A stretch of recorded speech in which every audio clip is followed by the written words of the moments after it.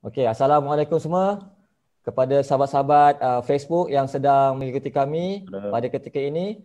Kami ingin mengucapkan salam Ramadan di hujung-hujung Ramadan ni, dan juga kita bagi awal-awal dulu ucapan selamat Hari Raya in advance. Jadi pada hari ini kita bersama dengan tokoh-tokoh ikon yang powerful di dunia i40, terutamanya di Malaysia. Sebenarnya bukan sekadar di Malaysia, di peringkat global, iaitu kita ada Dr. Mazlan Abbas. Apa khabar tuan Doktor? Alhamdulillah Tuan sihat. KJ juga merupakan antara ikon yang memang sangat terkenal. Sebab apa? Beliau juga menulis buku berkaitan dengan i40 yang pertama, boleh kita katakan di Malaysia ya. Kalau berbahasa Melayu, yang pertama di Malaysia dan di dunia lah. Kan? Di Nusantara ni yang pertama lah. Tak jumpa lagi lah orang Indonesia menulis tentang buku, tak jumpa lagi i40 ni. Manakala Tuan Abbas pula banyak menulis tentang i40, big data. Kalau kita bagi tahu sejarah tentang big data, telemetrik data ni, beliau telah diberikan coverage oleh media seawal tahun 1990s lagi. Maknanya kalau sejarah ataupun basic foundation kepada IoT itu, Dr. Mazlan ni adalah yang terawal di Malaysia, maybe juga di ASEAN. Maksudnya di secara rasminya diiktiraf oleh media. Jadi nanti kita akan berkongsi dengan lebih detail lagi oleh ikon-ikon ni. Jadi kita terus topik pada hari ini berkaitan dengan Gaya Raya IR 4.0. Kenapa kami memilih topik ini? Sebab topik ini adalah topik penutup sempena bulan Ramadan.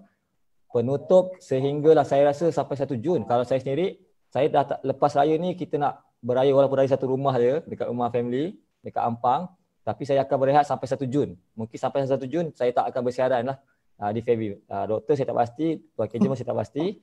Tapi yang pastinya ini adalah penutup, ini adalah topik yang paling besar. Sebab apa? Kita akan merangkumi. Sebab semua yang di sini, termasuk Tuan KJ, Dr. Mazlan Abbas dan saya sendiri, kami memang dah buat banyak compilation of webinar, kita punya siri penyampaian, kita boleh jemput ceramah dari orang luar secara online dan sebagainya. Jadi kami nak simpulkan semuanya pada Gaya Raya i40. Bila kita sebut raya, apa dia? Jalan raya, baju raya, kuih raya, hantu raya, semua boleh kita kaitkan dengan raya. Dan baru-baru ini YDPA Agong juga menyebut tentang IR 4.0 secara jelas di Parlimen, tuan-tuan. Kita nak bincangkan benda tu. Okey, saya terus. Saya tak nak bercakap panjang. Saya telah diingatkan oleh Dr. Mazlan Abbas dan Tuan KJ, jangan, sebab host tak boleh cakap banyak. Host kena banyak bertanya. Okey, banyak memberikan soalan. Dan tuan-tuan, puan-puan juga boleh tolong beri support. Boleh sepanjang kita berbicara ni, santai ni, boleh letak soalan dekat ruang komen di bawah. Okey, saya mahu minta dulu Dr. Mazlan Abbas, kita perkenalkan diri dulu. Just bagilah, ramai ada juga yang tak mungkin tak kenal lagi kan. Jadi please perkenalkan diri, achievement yang telah dicapai dan pengalaman manis lah.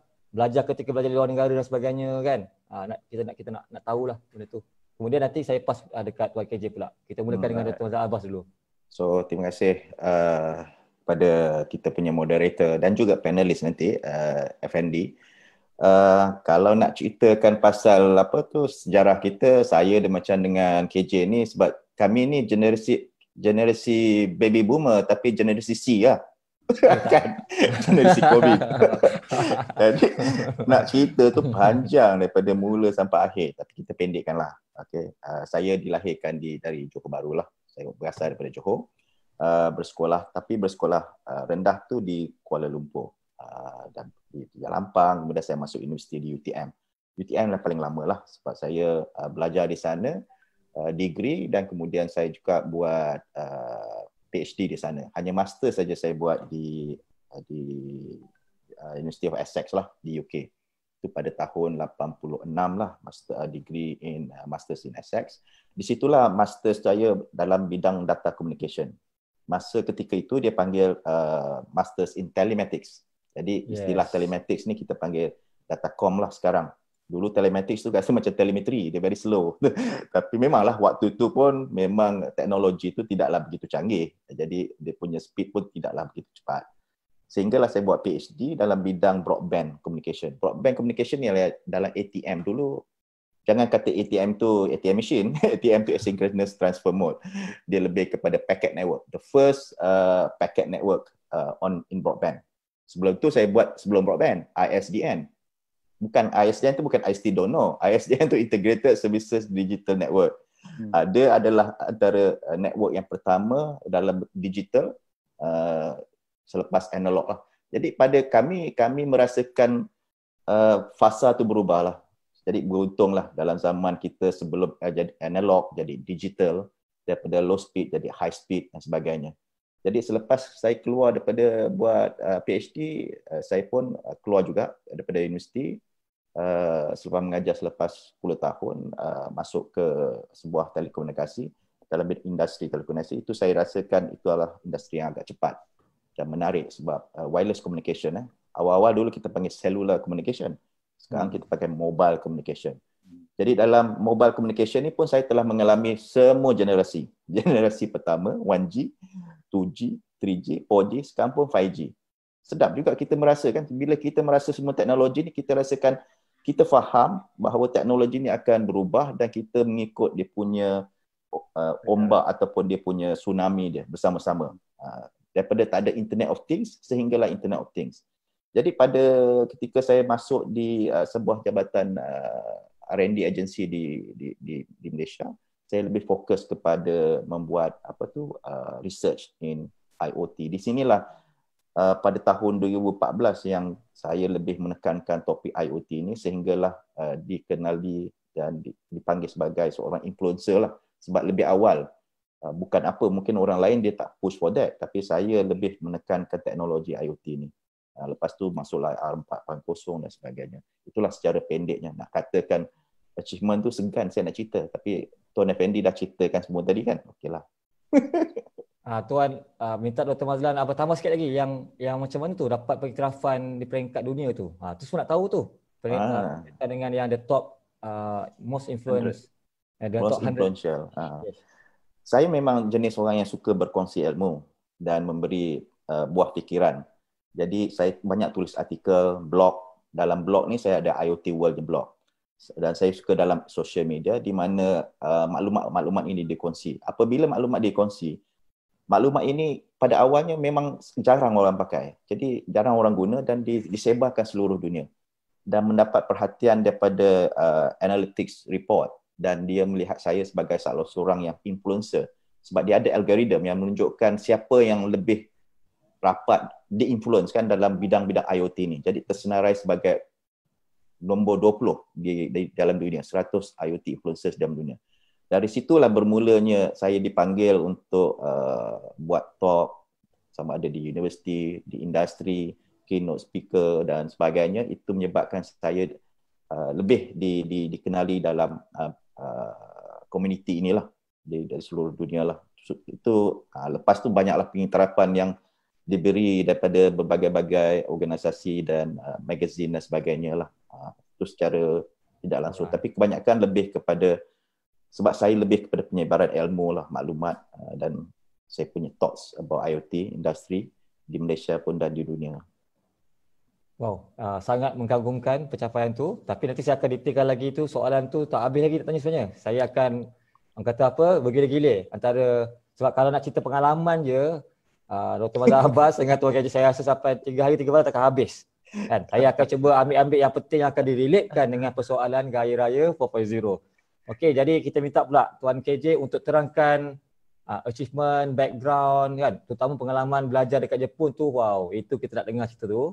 Anak-anak muda yang ikut ni memang nak tahu sebagai inspirasi pengalaman yang lama dan macam mana boleh terlibat juga dengan as a consultant kepada kerajaan untuk iPhone Zero. Dan juga achievement lah, beberapa achievement. Nanti saya akan relatekan juga dengan pengalaman nanti bersama dengan Dr. Mazlan Abbas. Okay. Bismillahirrahmanirrahim. Assalamualaikum warahmatullahi wabarakatuh semua. Salam 10 Ramadan terakhir. Hari ini mungkin hari terakhir solat tarawih. Jadi imam solat tarawih malam ni lah kot. Besok dah tak ada dah. Tak ada dah. Okay. Oh, jenuh juga kan jadi imam ni kan. Okay.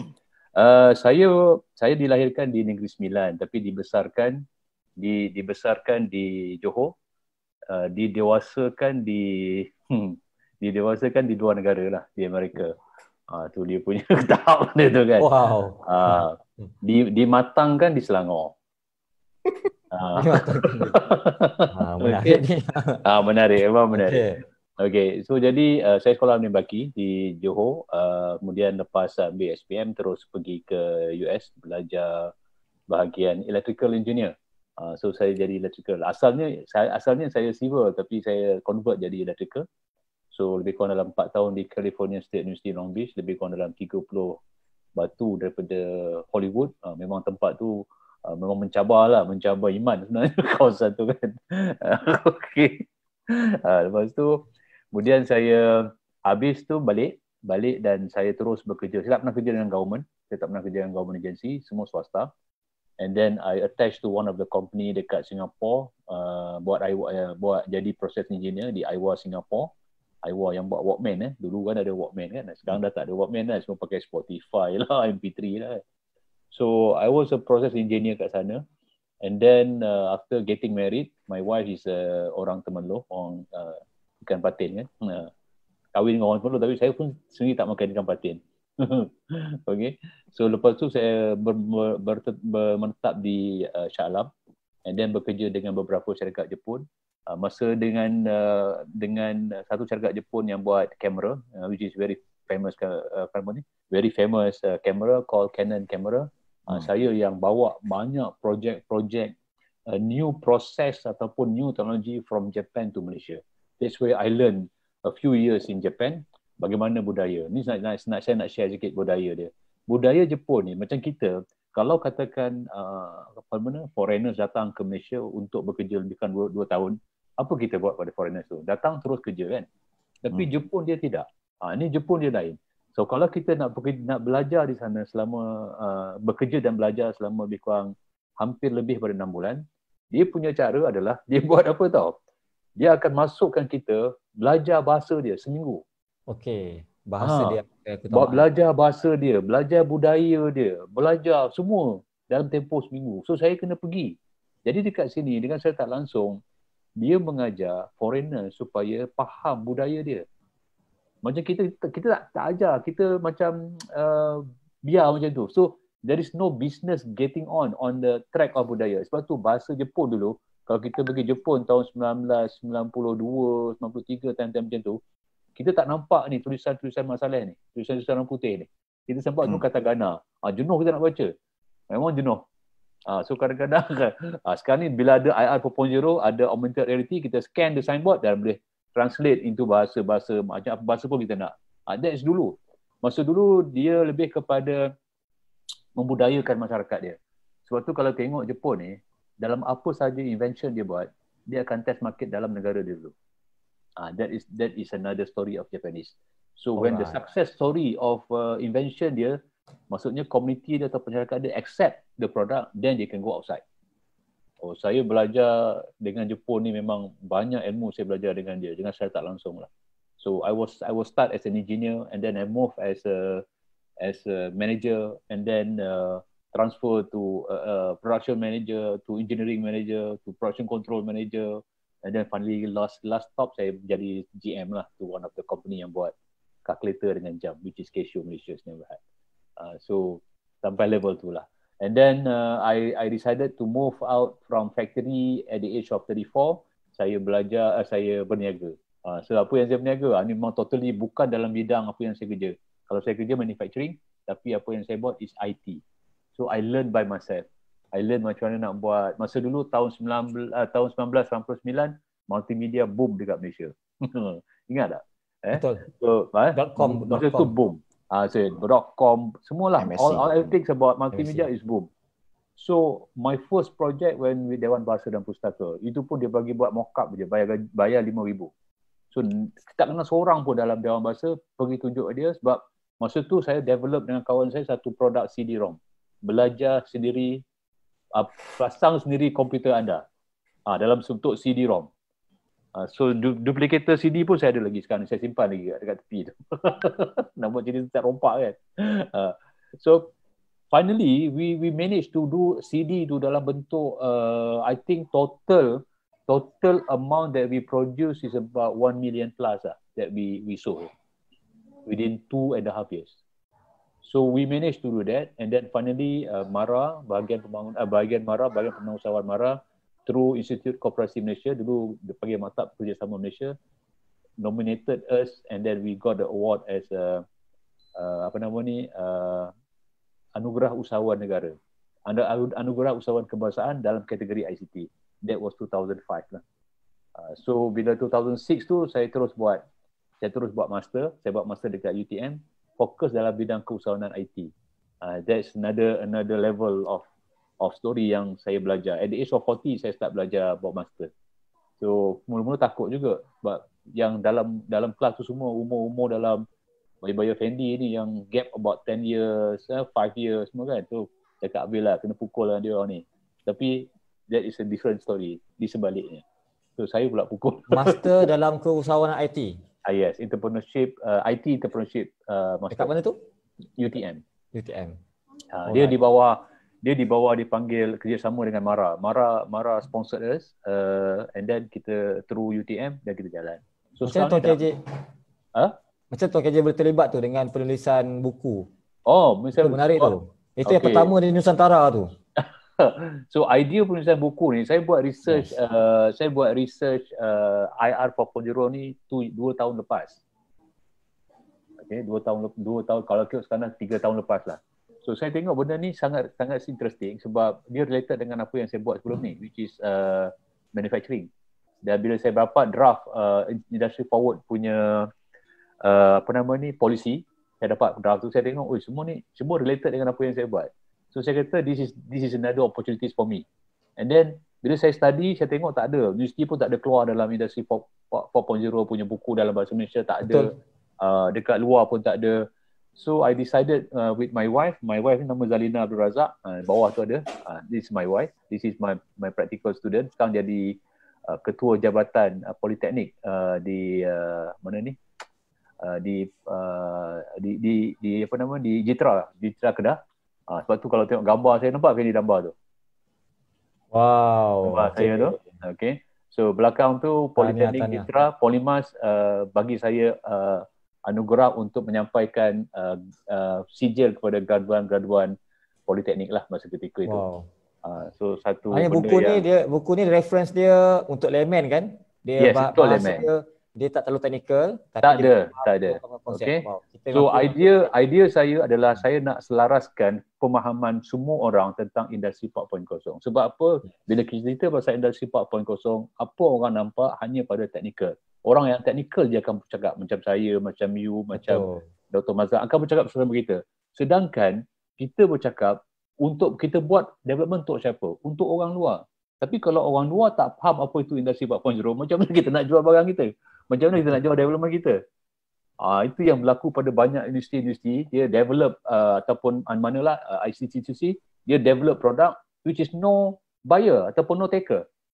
Itu yang kita rasa macam kita shock sendiri lah, develop. Kita tahu masalah. Sebab kalau pengalaman nantilah saya cerita kemudian, pengalaman saya dekat luar negara nanti. Nanti saya akan tanya lebih detail nanti dulu. Untuk sesi pertama ni saya perkenalkan dia dulu. Tapi memang betul, itu ada kata yang saya akan tanya nanti. Kepada sahabat-sahabat yang sedang mendengar, kita bersama dengan Dr. Mazhar Abbas dan Tuan KJ dalam Gaya Raya IF 4.0. Topik ini topik epik pada abad ini, insya-Allah. Sebab apa kita akan bincangkan dipanggil rojak ataupun kita panggil kuih raya yang pelbagai kan? Sama lah nanti kita ni, sebab apa kita akan pelbagaikan ni. Rasanya ni memang akan ada sambung-sambungan lagi, tapi kita akan cuba buat yang terbaik untuk kaitkan dengan the whole aspect of IF 4.0. Okey, saya akan kembali kepada Dr. Mazhar Abbas. Okey, Doktor. Tadi doktor ada sebut mengenai macam mana sejarah, orang kata apa pengalaman daripada awal, antara yang terawal lah. Jadi sudah pasti doktor nampak perkembangan tu secara orang kata berterusan. Apa sebenarnya yang berlaku? Kenapa? Sebab apa? Kita sebenarnya telah awal lagi, contoh kalau kita nak go for education, yang of course lah education yang bersifat kita boleh katakan sebagai IF 4.0 juga, apabila kita akan melibatkan automation, digitalization kan. Kita telah membincangkan ataupun Malaysia sendiri, kerajaan sendiri telah membincangkan mengembangkan di pihak universiti, industri berkaitan dengan online education misalnya sejak tahun 1996. Tetapi kenapa sampai sekarang apabila berlakunya masalah COVID ni, kelihatan kita sangat ke belakang. Sebuah laporan yang saya dapat daripada World Bank Group on Education Malaysia sebenarnya level kita ni tertinggal dekat banyak negara-negara lain macam Morocco, even macam Morocco, Saudi Arabia. Misalnya bila berlaku COVID, anak-anak tak boleh pergi sekolah ni, mereka dah ada sistem portal yang betul-betul holistik. Maknanya terus mereka boleh, para pelajar yang tak sekolah ni boleh menggunakan sistem tu untuk belajar secara online. Tapi kita hanya bergantung kepada TV education yang mana orang tak buka pun. Kita lost sekarang ni, anak-anak tak belajar berbulan-bulan dekat sekolah ni. Kita hanya mengharapkan pada cikgu untuk berusaha buat nak belajar sebagainya. Betul. Jadi sebab kita sini internet pun tak capai sepenuhnya. Saya difahamkan, itu mungkin saya salah dengar. Menteri Pendidikan mengatakan bahawa capaian internet hanyalah 30% saja seluruh Malaysia. Itu pun banyak dekat tengah bandar. Kat kampung lost tak ada internet. Jadi susah nak buat online education. Sedangkan kita telah bercakap mengenai online education sejak tahun 1996. Jadi minta Dr. Mazhar Abbas respon sikit dulu dekat education dululah. Okey. Isu ni. Punca dia Kita, apa? dia sebenarnya banyak faktor lah. Kita boleh blame banyak perkara. Tapi kalau kita lihat, kita nak blame sesuatu pun kita kena bandingkan negara-negara pada luar juga. Mereka pun mengalami suasana yang sama, tetapi kenapa mereka lebih maju dan kita kenapa agak ke belakang sedikit. Yes. Okay. Kalau kita lihat bahawa macam video conferencing ataupun online learning ni, walaupun FND ada cerita 1996 dan sebagainya, memang betul. Ini disebabkan bila ada internet, macam-macam infrastruktur yang kita akan gunakan untuk menyampaikan pembelajaran kita dalam on internet. Saya ingat dulu masa kami buat masa digital lah, ada dipanggil ISDN tu, Digital Communication guna ISDN. 64 kilobit ataupun 144 kilobit, paling tinggi pun 2 megabit. Dia ada E1-nya speed. 2 megabit paling tinggi masa tu memang kata boleh buat online conferencing dan sebagainya. That's why the teaching boleh start online lah. Itu based on video punya ni. Tapi kita tidak mengambil ataupun tidak begitu melihat suasana ataupun trend yang berlaku di dunia, perkembangan teknologi. Sebab kita sepatutnya apabila membuat aplikasi yang baru ataupun cuba nak mengadaptasikan kita punya kehidupan, kita kena tengok teknologi tu sekali. Kita kena ikut gelombang. Jangan gelombang tu dah lepas baru kita nak naik. Itu yang lambatnya. Masalahnya bila gelombang tu naik, kita sepatutnya sama-sama naik dengan dia. Bila gelombang tu tinggi, kita pun berada tinggi. Jadi kita pun ikut. Ada orang gelombang dah tinggi, dia duduk lagi kat bawah tu, bila gelombang datang dia terus macam tsunami lah, duduk di pantai habis. Kita terlewat, jadi kita mati, become obsolete. Kita tak mahu macam itu. Sepatutnya kita mengikuti gelombang yang dah ada sedia ada. Gelombang pertama yang kita tahu ialah communication. Communication ni ada dua, fixed dengan mobile. Adakah kita mengikuti perkembangan itu masa tu? Bila kita tengok mobile communication, kita kena tengok from analog to digital. Berapa cepat kita cuba adaptkan from analog to digital. Second generation, third generation, fourth generation, fifth generation. Kita kena tengok di mana kita ketika berada di situlah. Jadi bila kita lihat macam online communication ni, infrastruktur itu mesti penting. Internet tu mesti ada. Kenapa yang dikatakan kita ada lebih 100% more, I think 120% penetration mobile communication yang orang ada phone tu. Tapi itu mungkin tak digunakan untuk online learning lah. Yang dia ada kata 30% tu maybe on home sebagainya. Sambil saya heran, dia ada mismatch. Kita MCMC kata ada sampai 70% broadband communication, tapi kenapa 30% pula? Saya kurang faham di situ. Kenapa 30% pula? Memang betul lah, saya pernah dengar dia kata 30%. Padahal awal-awal kita kata kita kata 80%, 100%, 80% broadband, maybe more than 100% all internet penetration. Tapi bila COVID ni berlaku, kita baru tahu kita punya gap. Baru kita tahu sama ada apa yang kita cakap tu benar ataupun tidak. Baru kita tahu langit tu tinggi atau rendah. Sama ada kita prasarana kita cukup atau tidak. Ini yang berlaku. Jadi bila katakan nak buat online learning ataupun online education di rumah, tak ada mampu lagi. konsep kita kata dulu is one PC per home. Betul? Betul. Itu pun mudah lah. Kalau one PC tu cukup lah. Semua kita nak every PC at the house. Tapi bila dah jadi online learning, semua duduk kat rumah, mak bapak duduk rumah, adik-beradik duduk rumah, berapa komputer yang kita kena ada di rumah. Dan ketika itu bila pelajaran serentak, mungkin 2-3 orang nak guna komputer, tak boleh kan? Jadi prasarana untuk komputer pun tak mencukupi masa tu. Dan broadband yang kita ada, satu line broadband aja. Yang padahal kita nak maybe more than 10 megabit per second. Jadi ini, itu satu. Itu in term of infrastructure. Pernah saya katakan dulu bahawa in term of nak bridging this digital divide, kita kena ada 3. Satu, dia punya DNA tu kena betul. Maknanya dia punya device kena ada, komputer kena cukup, N dia punya network, infrastructure kena cukup, A dia punya content application atau content. Jadi adakah content tu kita sudah ada?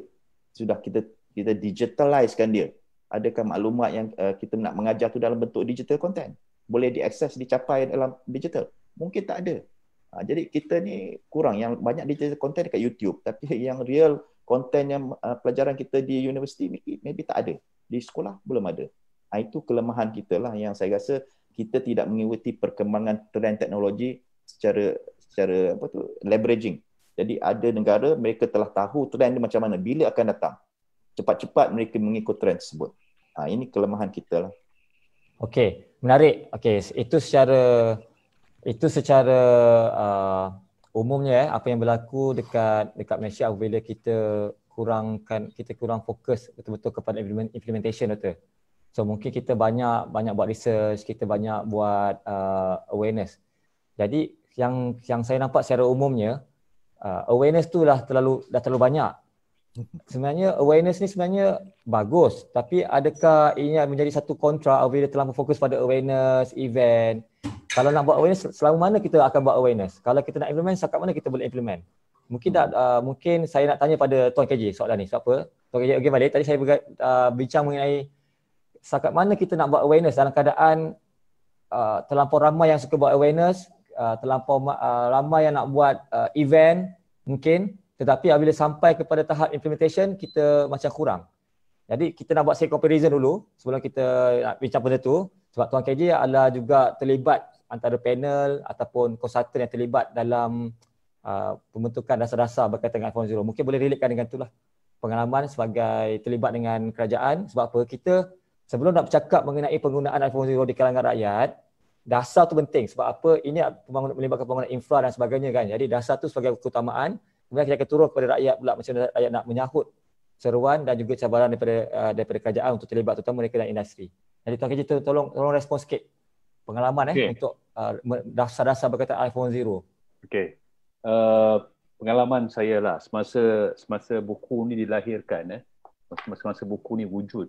Masa tu saya nak promo buku, memang semua orang rasa macam tak perlu benda ni, tak perlu. Because keadaan tidak menunjukkan ketika itu kita perlu buku ni.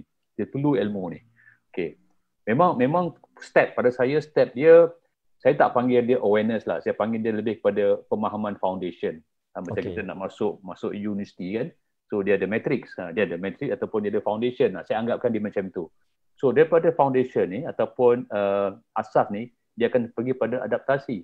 Lepas tu pergi pada adaptasi, baru kita share. Ini proses-proses yang sepatutnya kita buat. Tapi apa yang kita buat sekarang ni, apa yang kerajaan banyak buat adalah bentuk yang berbentuk awareness, launching sini, launching sana. Satu yang saya tak berapa suka adalah bila gambar poster tu gambar robot. Semua gambar robot.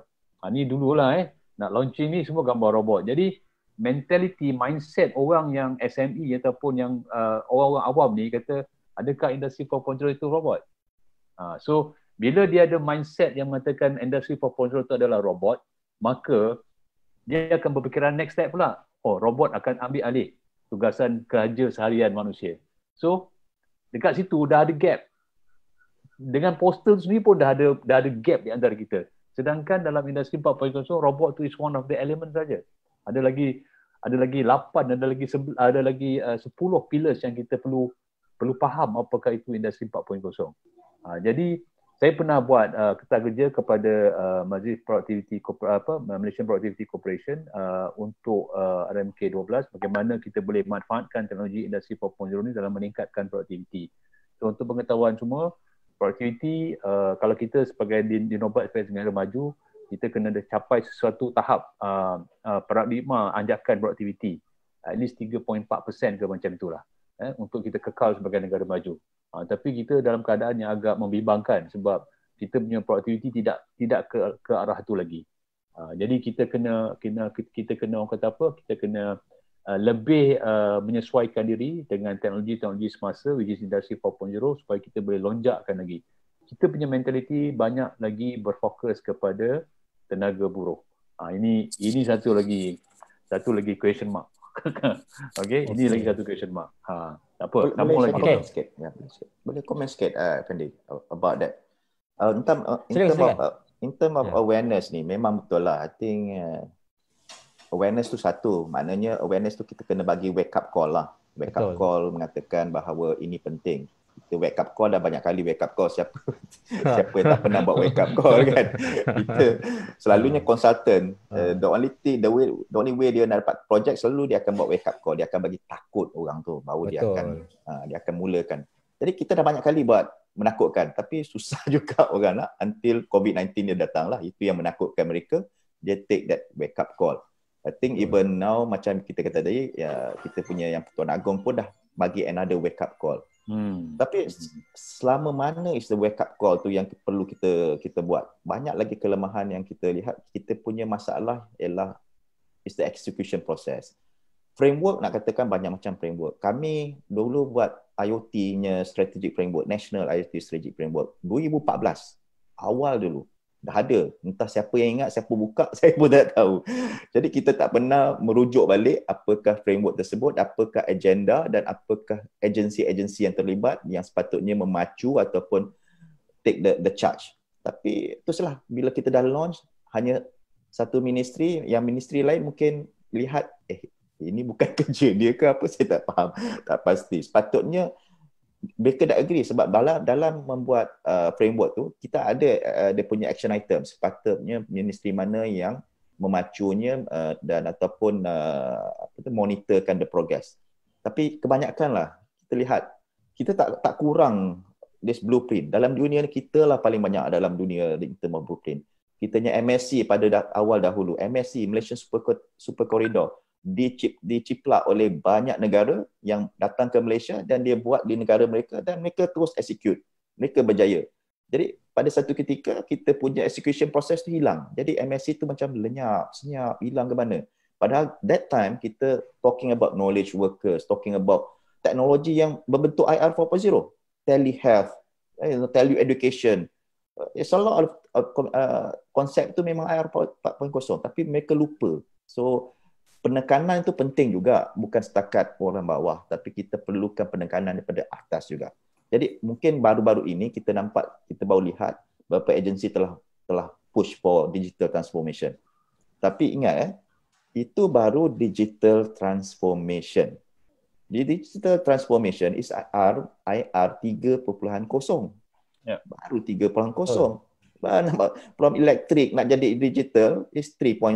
Barulah ada database kat back-end, digital information, internet nak masukkan. Belum lagi kita nak masuk IR 4.0 di mana intelligence yang lebih macam robotik, IoT itu peringkat yang lebih atas. Jadi di manakah kita dalam interm execution? Adakah masih lagi di era 3.0? Ini pun kita kena pastikan sebab gap tu masih besar. Okey, itu menarik. Okey, kita akan berbincang dengan topik lebih hot lagi. Untuk mengetahui semua, kita sekarang di Gaya Raya 4.0. Kita masih lagi di peringkat sebab kita akan cover berkaitan dengan PES, iaitu IR 4.0 kita ni kita cover berkaitan dengan politik, ekonomi, sosial, teknologi. Jadi kita masih lagi dekat konsep dekat pentadbiran ataupun di peringkat dasar kerajaan dahulu. Sebelum kita nak turun lagi ke bawah sampailah di peringkat ekonominya, di peringkat sosialnya, di peringkat masyarakatnya. Dan kita akan terbang ke seluruh dunia sebab perbincangan kita ni, sebab bila kita kata Gaya Raya 4.0 ni bukannya raya kita ni raya yang digital. Jadi kita di mana saja kita boleh beraya secara digital, betul tak? Mungkin ada saudara-mara kita yang ada kat overseas, kat kampung yang tak ada tempat mata. Sebab Raya 4.0 ni adalah satu raya yang bentuk baru. Kita semua mengalaminya buat pertama kali sepanjang hidup kita lah, sepanjang abad ini sekalipun. Jadi Tuan KJ, soalan saya, kita terbang sekejap ke luar negara sekejap. Sebab kita beraya 4.0 kan, kita terbang sekejap. Kita nak ke Japan sekarang ni. Bayangkan tuan-tuan, kita semua di Japan sekarang ni. Kerana Tuan KJ adalah orang yang lama di Japan. Untuk pengetahuan Tuan KJ, kita nak cakap kita Malaysia mungkin kita agak little bit slow ketinggalan walaupun kita awareness laju. Kita memang advance on the awareness. Tak siapa boleh nafikan. Cuma adoption mungkin boleh diperdebatkan lagi. Okey, di Japan sebenarnya pun ada masalah, betul tak? Macam nak jangan kata apa, escapism lah kan. Kita pun tak nak kalah lah dalam soal lambat adoption. Sebenarnya saya faham, Japan state sebenarnya mereka ni pun tradisional dari cara berfikir. Ya. Cara mereka counter COVID sebenarnya saya nampaklah secara umumnya, mungkin nanti tolong sahkan betul atau tidak. Mereka ni orangnya masih lagi tradisional, mereka ni kebanyakannya. Kalau nak meeting, masih lagi nak meeting yang mesti kena ada face to face. Betul tak? Tapi dalam masa sama juga, kita difahamkan mereka ni sebenarnya update tentang robotik lah, iPhone Zero. Jadi sebenarnya mereka ni kat mana? Adakah ada gap kat situ? Mungkin mereka ni robotik hanya peringkat industri ke, tapi kalau betul-betul dekat peringkat rakyat sini mereka masih lagi tradisional kan. Kena office, kena datang, kena kerja, kena datang office. Sebab saya difahamkan kawan saya sini kata, orang Jepun, dia kata mereka sendiri bekerja sebenarnya memang nak kena ada datang office, itu yang balik office sampai 12 tengah malam kan. Jadi tolong ceritakan sikit sebenarnya apa pemikiran orang Jepun sebenarnya. Okey. Untuk pengetahuan semua lah, saya pernah Islamkan seorang Jepun. Alhamdulillah. Saya punya translator tu duduk dengan saya lama, belajar bahasa Malaysia dengan saya. Akhirnya dia convert Islam dan berkahwin dengan engineer saya. Okey, kita kena study dari segi culture. Culture dia orang dengan culture kita is totally different. Okey, yang menyebabkan culture dia orang ni lebih kepada positive thinking disebab bila jatuhnya bom dekat mana? Perang Dunia Kedua. Fukushima dengan Nagasaki kan. So dua tempat ni menyebabkan dia orang ni lebih. Okey, saya nak beritahu semasa saya bekerja dengan Jepun lebih kurang beberapa tahun tu, saya pernah bertanya dengan orang Jepun, dengan bos saya. Tanya dia, kenapa orang Jepun ataupun Japan suka melabur dekat Malaysia? Dulu kalau kita tengok kan dekat Malaysia ni Panasonic is the biggest, betul. Banyak lagi lah kilang-kilang yang besar-besar, sharp dengan ni bagai-bagai semua datang kat Malaysia. Saya pernah tanya dia, kenapa pilih Malaysia? Kenapa tak pilih Indonesia? Kenapa tak pilih Vietnam? Ketika itu, apa jawapan dia? Satu je jawapan dia. Selain daripada politik lah. Dia kata orang-orang Malaysia pandai dan cepat belajar. Yes, wow. Ketika itu. Alamak, itu, ada kelas. Itu zaman saya dengan doktor. Itu zaman saya dengan doktor. Ketika itu. Okay. Tapi sekarang apa jadi? Orang Jepun keluar pergi ke Vietnam, orang Jepun keluar pergi tempat lain. Sebab apa? Sebab orang sana lebih cepat faham daripada kita. Nampak tak? Lebih cepat menerima ilmu daripada kita. Sebab Jepun ni dia tidak pandai. Saya tanya dia, Jepun ni pandai tak? Jepun ni sebenarnya tak pandai. Yang pandainya kita. Cuma dia ni rajin usaha, dia tak takut nak mencuba. Kalau salah dia akan cari lagi penyelesaian. Sebab tu dia bekerja sampai malam. Nampak tak? Sebab saya ke Japan sampai tengah malam pakai tie. Ya, betul. Naik MRT. Saya punya cerita lah praktikal lah tadi. Saya buat PCB ni semua ni. PCB yang ni semua kerja saya dulu ni. Dia panggil surface mount technology. Itu kerja saya. Okay. So kadang-kadang dalam PCB ni dia punya soldering tu ada horn tau. Ada macam tanduk. So bila ada tanduk tu reject. So kita study benda tu macam mana keluarnya tanduk ni. Sampai kita bedah dia, sampai kita potong dia, sampai kita study temperature dia sampai malam. Dan saya pun terbabit dalam malam. Nak belajar, nak study. Dan finally kita dapat the solution. Dan ketika itu, industri 4.0 tak ada. Kita buat tabulation data by graph. Masih lagi pakai nak buat garis lengkung tu, pakai lagi graph yang, pembaris yang boleh bengkok tu kan. Sampai level tu. Tapi sekarang ni saya kata dah mudah. Kan? Itu Jepun. Sebab tu Jepun ni dia punya tradisional dia sangat tinggi lah. Tengok dia punya disiplin, tengok dia punya cara hidup dia sangat maksimum. So sampai kita orang Islam pun tak sampai level tu. Sebab tu kalau orang Islam, kalau kita pergi kat Jepun ni, dia punya kebersihan dia punya disiplin dia punya cara dia makan, cara dia hormat orang tua ni sangat-sangat unik. Saya baru balik 2 tahun lepas. 2 tahun lepas ke 3 tahun lepas saya pergi dekat Fukuoka apa nama tu, tempat tu. Saya sangat seronok lah benda tu.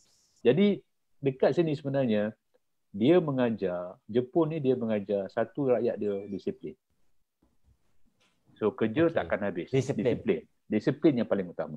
Itu yang saya nampak. Okey, macam mana dari situ Tuan KJ yang pembahagian mengenai fokus mereka sebenarnya lebih kepada, kalau kita kata 4.0 lebih kepada industri. Dia bukan dekat ada area yang itu kita pernah sentuh mengenai pendapat daripada Dr. Hanafiah lah, mengatakan punya ada dari segi ada yang Tuan KJ sebut mengenai dia Ada punya robotik. robotik tu ada 3 Yes. level. Dia panggil Itu menarik ya? industry level, commercial level dengan collaborative level. Yes. So kalau di Jepun ni memang dia fokus pada industri robot. Dia I start dengan see. AGV. So AGV ni dah lama kat Jepun, tahun 1992 dah ada. So AGV di kat Jepun ni dalam kilang Canton saya pergi tu, AGV ni bergerak ambil sampah, hantar material. Nah, kita masih lagi tolak guna troli kan. Tahun 1990s lagi ya? Dan Wow. 1982. Sebab tu saya kata dia are too advanced. In fact now pun dia dah panggil dia tak panggil dah dia tak panggil tempat dia sebagai apa nama ni industry forward. Dia 4.0, dia dah panggil society 5.0. Tolong ulas sikit tentang Society 5.0. Kenapa dia panggil dia punya society 5.0? Satu sebab saya selalu tekankan sebab komuniti dia dah ada pengetahuan. Bukan pengalaman, dah ada pengetahuan. Dia panggil knowledgeable society ataupun knowledge based society. This is what we have to do in Malaysia now. Kalau kita nak embrace industry 4.0, we have to move into a society yang ada knowledge. Sebab IR 4.0 is all technical aspect, and the technical aspect is mostly IT ataupun digital. Okay, so satu, pertama dia ada knowledge. Yang kedua, bila ada knowledge, society ni yang apa nama ni industri robotik ni dia lebih mesra dengan knowledgeable society tadi ni. Jadi dia senang berinteraksi di antara community ataupun society dengan robotik. So sekarang ni kita banyak tengok Jepun buat industri robotik. So later on dia akan masuk ke commercial robotik. So commercial robotik yang sekarang ni kita tengok lah macam dekat airport kan. Ada robot jalan lidah kita, may I help you dan sebagainya kan. Lepas tu kita tekan dekat skrin badan dia, dia akan apa nama ni, dia akan beritahu nak tanya kita kat mana dan sebagainya. That's towards that. Okay, nanti tu. Okay. Tu doktor nak tambah gitu. Okay, doktor. Saya nak tambah sikit apa yang persoalan tadi mengenai fokus Japan sekarang dah berada di mana. Sebab kita tertarik dengan Society 5.0 tu. Pada asalnya memanglah semua dia punya asal industri lebih pada berpaksikan kepada pertanian. Tetapi selepas dia berubah, dia masuk ke bandar dan dia buat manufacturing, sektor pembuatan. Dalam sektor pembuatan ni macam-macam evolusi yang berlaku. Jadi dalam robotik dan sebagainya semua dah mencapai satu tahap yang agak advance. Dan sekarang dia telah berubah jadi satu peringkat lagi di mana dia nak buat service industry. Ini adalah industri yang dia akan offer directly to the consumer. Dia akan memberi servis yang terbaik kepada dia punya consumernya side. Jadi kalau kita lihat dia punya evolution of society 4.0 tu dia berubah. Kalau kita tengok dahulu kalau bekerja dengan fizikal tu dengan tangan, dia kerja sampai ke malam, kemudian ataupun nak cari makan, kemudian dia pergi ke industri, dia gunakan robot untuk membantunya. Dahulu kalau kita mencari maklumat, selalunya kita akan cari maklumat, kita search for the information. Tetapi dalam konsep society 5.0 ni, maklumat tu akan datang pada kita, very personalized. So dia punya konsep tu is people centric. So information akan datang kepada kita. Sekarang kita apa? Kita masih lagi mencapai cari sana cari sini untuk mendapat maklumat. Itu konsep dia yang kelebihan yang saya lihat lah di Jepun. Okey doktor. Jadi sebenarnya Dr. Mazlan Abbas, sebenarnya apakah reference utama kita? Kita tahu Germany adalah yang terawal untuk yang dekat World Economic Forum bercakap mengenai industri 4.0 kan. Kemudian China pun ada MAD 2025, manakala USA dengan Industrial IoT. Jadi sebenarnya kat mana reference utama kita nak ataupun apakah success story di peringkat global yang terbaik untuk kita nak tengok sebenarnya? Japan ke, China ke, ataupun Germany ataupun USA, sebab apa? Kalau dalam laporan World Economic Forum mengatakan bahawa dia by segment. Kalau untuk industri, Japan memang power. Tapi saya difahamkan China disebabkan 5G punya application juga very advanced dah ke depan sekarang. Manakala US dengan IoT dengan IT infra. Manakala Germany pula agak fokus lebih kepada mesin dan sebagainya. So macam mana kita nak jadikan reference? Apa reference kita sebenarnya untuk iPhone 0 ni kalau secara global? Secara itu kita kena lihat juga kekuatan negara masing-masing dan dia punya fokus dalam industri. Sama ada kita nak fokus pada satu segmen seperti di Jerman ataupun seperti di China ataupun di Eropah ataupun di Amerika. Sekarang ni kalau kita bercampur aduk rojak, jadi industri rojak 4.0 problem lah kan. Rojak mamak macam dekat Malaysia lah, rojak mamak. Jadi kita memang kita tengok Jerman dia lebih fokus ke manufacturing sector kan. Dan kita cuba tumpukan kita punya industry forward lebih kepada industri sector. Tapi adakah itu yang paling sesuai? Adakah yang industri lain akan diabaikan? Itu yang kadang kita bila kita buat industry forward, kita buat khas untuk niti untuk lihat SME dekat manufacturing sector. What happened to the rest of industry? Education lah, health lah, agriculture lah. So this yang ni pun memerlukan to be upgraded into IR 4.0. Jadi kita punya fokus di mana? Jadi kita jadi rojak kita dah tak tahu. Kita lupa yang bahawa ada juga sektor-sektor yang memerlukan IR 4.0 nya teknologi. Jadi itu yang saya rasakan kalau kita lihat IR 4.0 ni lebih kepada penggunaannya, penggunaan dan macam mana kita boleh merubah hidup kita. Bukan setakat manufacturing saja. Jadi bila berubah kita kena lihat cara kita dalam bentuk finance, perubahannya daripada manual physical cash jadi dalam bentuk QR code ataupun e-wallet dan sebagainya. Itu dah perubahan kita tengok. Sebila dah e-wallet tu dah masuk IoT, dah masuk and all that. So dia dah konsep dia sampai ke situ. Jadi every sector pun sama juga. Dalam education adakah masih guna papan hitam sehingga IR 4.0-nya sektor dalam education, adakah kita menggunakan virtual reality, augmented reality untuk membantu kita punya sistem pembelajaran lah. Jadi ini kita kena fokus lah. Adakah kita nak beli saja ataupun kita nak produce ya? Itu topik yang berlainan kan. Jadi producer nation ni kan. Itu hot topic pada saya tu. Kita asyik consumer je kan. Kita jadi kena producer. Jadi kalau kita jadi consumer, kita tak payah jadi knowledge worker pun. Kan? Kita beli je. Apa guna kita generate, kita produce kita punya graduate, belajar pandai-pandai, engineering keluar, jual benda-benda yang biasa je, tak ada nak create new technology. Kalau nak create new technology, this engineer mestilah create new technology. Kita nak jadi producer nation, bukan nak beli. Kalau beli, you boleh beli benda yang paling canggih dalam dunia, beli sini jual. That's it. Perlu engineer. You don't need engineer. Ya. Marah. Okay. Saya nak relatekan dengan persoalan yang penting lagi ni, masih lagi. Sebelum kita nak pergi beraya Formula Zero ni, nanti banyak ni kita nak bagi tahu yang lebih orang kata pada grassroots punya isu lah. Tapi sekarang ni masih lagi di sekitar dekat polisi sebab ada soalan. Bertanyakan mengenai apakah success story di Malaysia dalam iPhone Zero. Saya nak serahkan pada Tuan KJ. Tuan KJ, dia macam ni Tuan KJ. Bila kita ada buat sikit comparison sebab Tuan KJ terlibat dalam pembangunan framework untuk industry forward as a consultant bersama dengan kerajaan kan. Jadi mungkin mesti Tuan KJ akan letakkan satu benchmark reference dekat luar negara. Betul tak? Reference apa yang Tuan ambil, negara mana yang jadi contoh pada kita yang sukses lah, yang lebih awal pada kita. Satu, okay, benchmark luar negara. Kedua, pengalaman Tuan KJ sendiri membuat assessment. Setakat mana sebenarnya Malaysia ni, negara kita ni dah betul-betul ada, mungkin nama contoh kilap kalau boleh share ke, dekat mana level 4.0 kita sebenarnya ni? Kan, kalau ikut kan, kita kat level mana sebenarnya, ataupun sekadar yang telah Tuan KJ buat assessment kepada kilang-kilang industri yang ada kat Malaysia.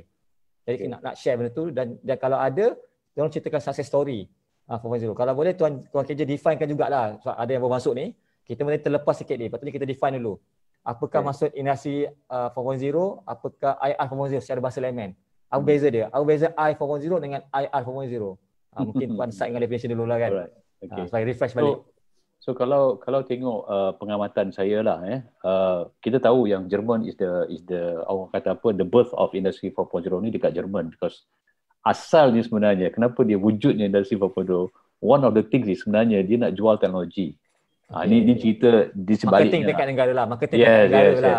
Dia nak jual teknologi sebab the gap of industry 3.0 dengan sekarang ni agak jauh juga. Agak jauh. Walaupun dia nampak digitalization tapi dia agak jauh.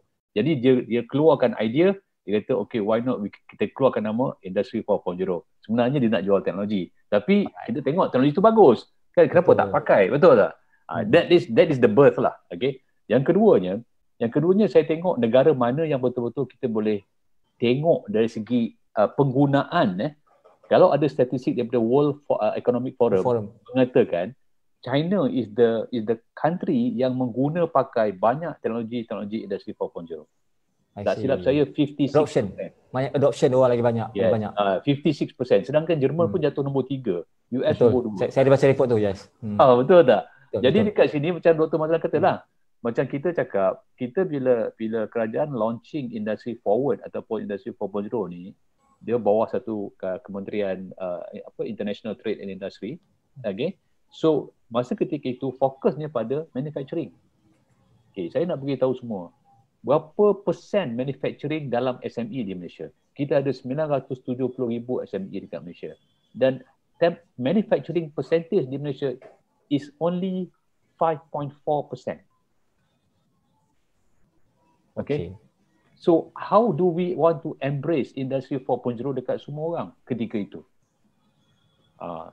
Jadi dekat sini dah jadi macam satu fokus target. Jadi dah jadi rojak lah, memang fokus target dia pada manufacturing. Okay, cerita pada success story of the manufacturing ni, saya tengok yang berjaya dalam proses manufacturing adalah syarikat-syarikat gergasi. Syarikat-syarikat multinational company. Seperti otomotif, seperti electrical, semiconductor. Diorang memang manfaatkan teknologi industri 4.0 sejak daripada dulu lagi lah, anggota kan, sejak pada awalnya. Sebab apa? Sebab dia nampak adanya teknologi industri 4.0 dia boleh meningkatkan kualiti. Contoh, saya bagi contoh macam otomotif, kereta, welding spot. Kalau nak tahu semua ada beribu welding spot dalam nak menjadikan sebuah kereta. So dengan human capital, dengan human labor tak mampu nak buat benda tu tanpa mistake. So dengan adanya penggunaan robot, dengan adanya artificial intelligence nak check balik the spot is okay tak okay, kat sinilah dia invent. Tapi kalau kita lihat balik kepada SME ni, berapa ramai SME yang multinational? Boleh kira dengan jari. Dan 90% or 80% of the SME build up by the micro, by the small. Yang ini patut kita fokus. Nampak tak? So bila kita boleh fokus yang ini, barulah industri 4.0 tu being used widely in the manufacturing sector. Dan ketika masa dia launching tu, kita nampak dah. Saya dah nampak dah sebenarnya, saya kata kita kena widen. That's one of the reason saya keluarkan buku ni untuk bukan manufacturing tapi untuk semua orang. Supaya faham apakah itu industri 4.0. Macam di Malaysia, kita panggil dia industry forward. Dia tambah lagi dua pillars, which is artificial intelligence dengan advanced material. Okay. Kalau kita tengok industri 4.0 ni, dia cerita pasal teknologi, revolutions of the technologies, betul? Dia cerita pasal augmented reality, dia cerita pasal system integration, dia cerita pasal autonomous robot, dia cerita pasal IoT, RPA, robot process automation. Semua berkita dalam bentuk forms of technology. I see. Tapi industry 4.0 industry 4.0. Industry 4.0 is all technology. I saja. So semua is technology. Tetapi industry forward ni dia masukkan advanced material. Adakah advanced material tu teknologi? That is question mark. Nampak tak? Ataupun IR lah, kalau bahasa yang lain pula IR. Ada tambah R lah. Yes. IR kan. So tapi Malaysia tak panggil IR, Malaysia panggil industry forward. Alright. Maknanya dia lebih holistik, dia lebih luas. Bukan sekadar dekat manufacturing saja, dia lebih luas. Tapi ketika dia lancar tu fokus pada manufacturing. So bila kita tengok bila ada macam perhimpunan ataupun event ke, hanya orang manufacturing saja yang pergi berkebut. Itu satu. Apa jadi pada education? Saya pergi education, saya cerita pasal smart city, smart campus dan sebagainya. Bila saya cerita pasal smart city, smart campus, baru yang faham, oh macam gini smart campus sebenarnya. Yes. So pada dia orang, kalau lampu, kita masuk lampu dah on tu, oh tu dah kira cantik lah tu, dah kira canggih lah. Pada saya itu tidak. Yang pentingnya pengawalan dan juga pengawasan data yang diambil dan kita nak mengawal, kontrol. Macam doktor cakap, ada 4 level of maturity in IoT. Yang atas sekali autonomous. Dan bukan setakat, oh kita masuk dia on. Itu saya tak panggil dia smart. Itu setakat sensor je kan. Sensor je. Yang pentingnya berapa kali dia on. Berapa kali dia elektrik tu diguna pakai. Itu yang sebenarnya untuk kita kawal. Efisiensi betul-betul. Yes. Betul KJ. Yes. Nak tanya KJ, sebab relate dengan perkilangan. Kadang-kadang bila kita fikir tu je lah sensor dan sebagainya, kita nak buat ada automatic dekat sensor bila buka tekan lampu kan. Kadang-kadang kita kena fikir juga kilang ni daripada dia nak pasang sensor, mungkin kos tu kena kira. Daripada pasang sensor lagi mahal, baik digunakan orang tekan tutup. Yes. Kos tu penting, bukan sekadar dekat teknologi kan, itu mungkin part of assessment. Macam tu kan. Itu yang saya kata tadi. Sebelum ni saya kata kita sepatutnya is no longer awareness, kita patutnya buat foundation. Foundation ni in detail, in depth macam Tuan Fendi kata tadi. bukan setakat on and off the light ataupun the light. sensor, tapi the effect behind it, the I return see. of investment behind it. How much do we invest? Sebab Okay. kita ada 11 pillar yang dekat Malaysia, ada 11 pillar. So pillar mana yang kita nak? Tak semua pillars kita buat dan kita jadi industry forward punya company. Ada soalan orang tanya saya, macam mana kita nak jadikan company kita ni industry forward? Adakah yes. kita kena buat Saya pun 50%? Saya baru nak tanya. Saya tanya dulu, saya Saya jawab baru betul. Kita tanya dulu dekat di sini sebelum saya nak tanya. Dah baca otak saya tu, saya risau. Saya dah baca. Saya ada kasyah ni. So macam. ada orang tanya macam tu. Saya kata there is no words ataupun there is no formula yang mengatakan you run 50%, you dapat industry forward punya, industry forward punya tak. Tapi once you run IoT, you will dapat IoT, you will dapat cloud, you will dapat system integration, you dapat big data, you dapat cyber security, at least 5 ataupun penting IoT ni. Lepas tu saya selalu cakap IoT ni is the brain of industry 4.0 because dia cover almost all the pillars. The data extraction, it's about data. Yes. Okey, tu lagi apa tu je? Itu menarik. Aduh, dah semakin panas ni. Tak cukup masa ni. Tapi tak apa. Saya nak kita kembali berpijak di dunia nyata. Kita dah terbang ke Jerman, ke China, ke Japan. Dah jauh kita terbang ni. Kita balik semula ke Malaysia sekarang ni. Okey, semua kawan-kawan semua, kita dah kembali ke Malaysia sekarang ni untuk kita nak beraya lah lagi, solusi nak raya. Okey, Dr. Mazhabah, jom kita bincang mengenai yang lebih simple lagi lah. Kita turun bawah sikit, kita bincang benda yang rakyat boleh nampak. Dr. Mazlan melalui Favorite IoT dah mengeluarkan, betul kan sebutan saya kan, Favorite IoT kan, telah mengeluarkan banyak gadget-gadget. Gila power lah, gadget-gadget ni memang power, sepatutnya dah memang insyaAllah, memang kita akan kembangkan lagi ni.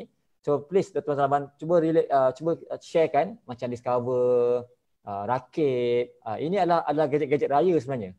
Ini adalah gadget-gadget raya 4.0. Dan wajib tuan-tuan kena beli, tuan-tuan kena ada ni.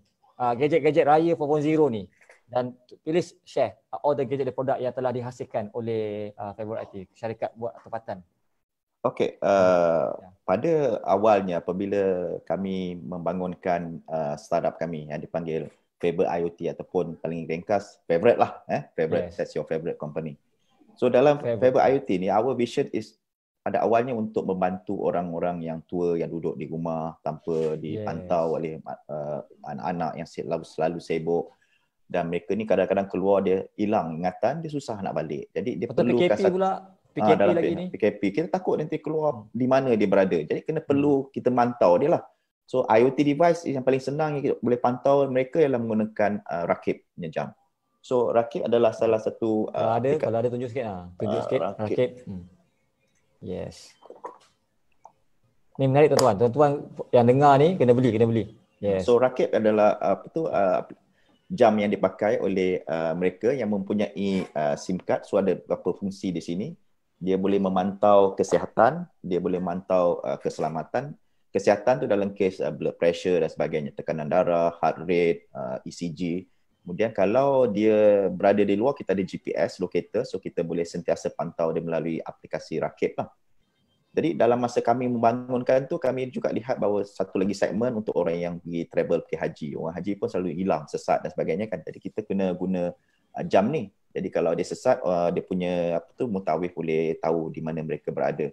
Jikalau mereka sakit, kita pun boleh tahu lebih awal. Kalau anak-anak mereka berada di Malaysia, mereka boleh tahu di mana ibu bapa mereka berada semasa tengah buat fardu haji. Adakah di Mina, ataupun di Arafah dan sebagainya. Boleh lihat daripada jarak jauh.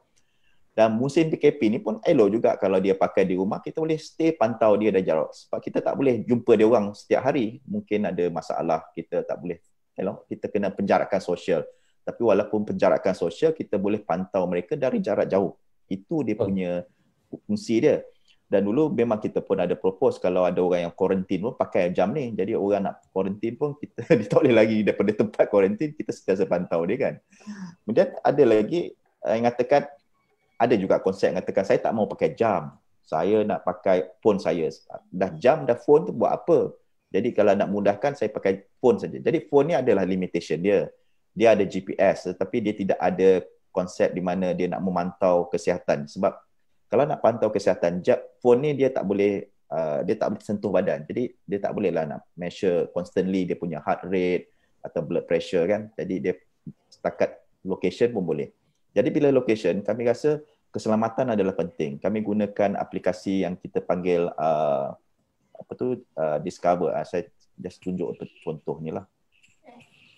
So, aplikasi Discover ni ialah di mana kita akan invite kawan-kawan kita ataupun family member kita dalam satu grup. Bila mereka dalam satu grup, kita boleh pantau mereka tanpa kita bila mereka masuk rumah, keluar rumah pun kita tahu. Bila dia dah safely arrive ataupun dia dah keluar dari rumah dan sebagainya. Sudah ada satu geofencing.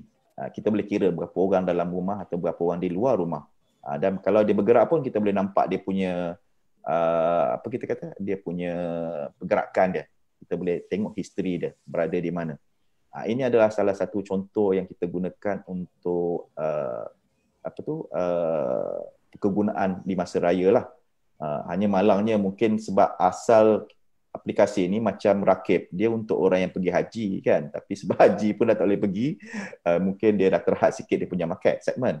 Dan kemudian kalau kami buat Discover pada asalnya untuk travel and tourism, tapi travel and tourism market yang paling di big impact lah pada travel and tourism. Jadi orang tak begitu travel sangat.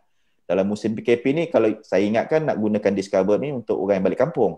Tapi malangnya kerajaan tak bagi balik kampung juga. So kita boleh merentas desa. Jadi hanya dalam negeri. Tapi dalam negeri pun memadai juga. Dia boleh dipakai. Jadi insya-Allah selepas habis PKP ni dah boleh travel, dia boleh gunakan dengan sebaiknya lah. Ini adalah konsep-konsep IoT yang kami perkenalkan. Menggunakan sensor, location dan sebagainya untuk memantau kita punya orang yang kita sayang.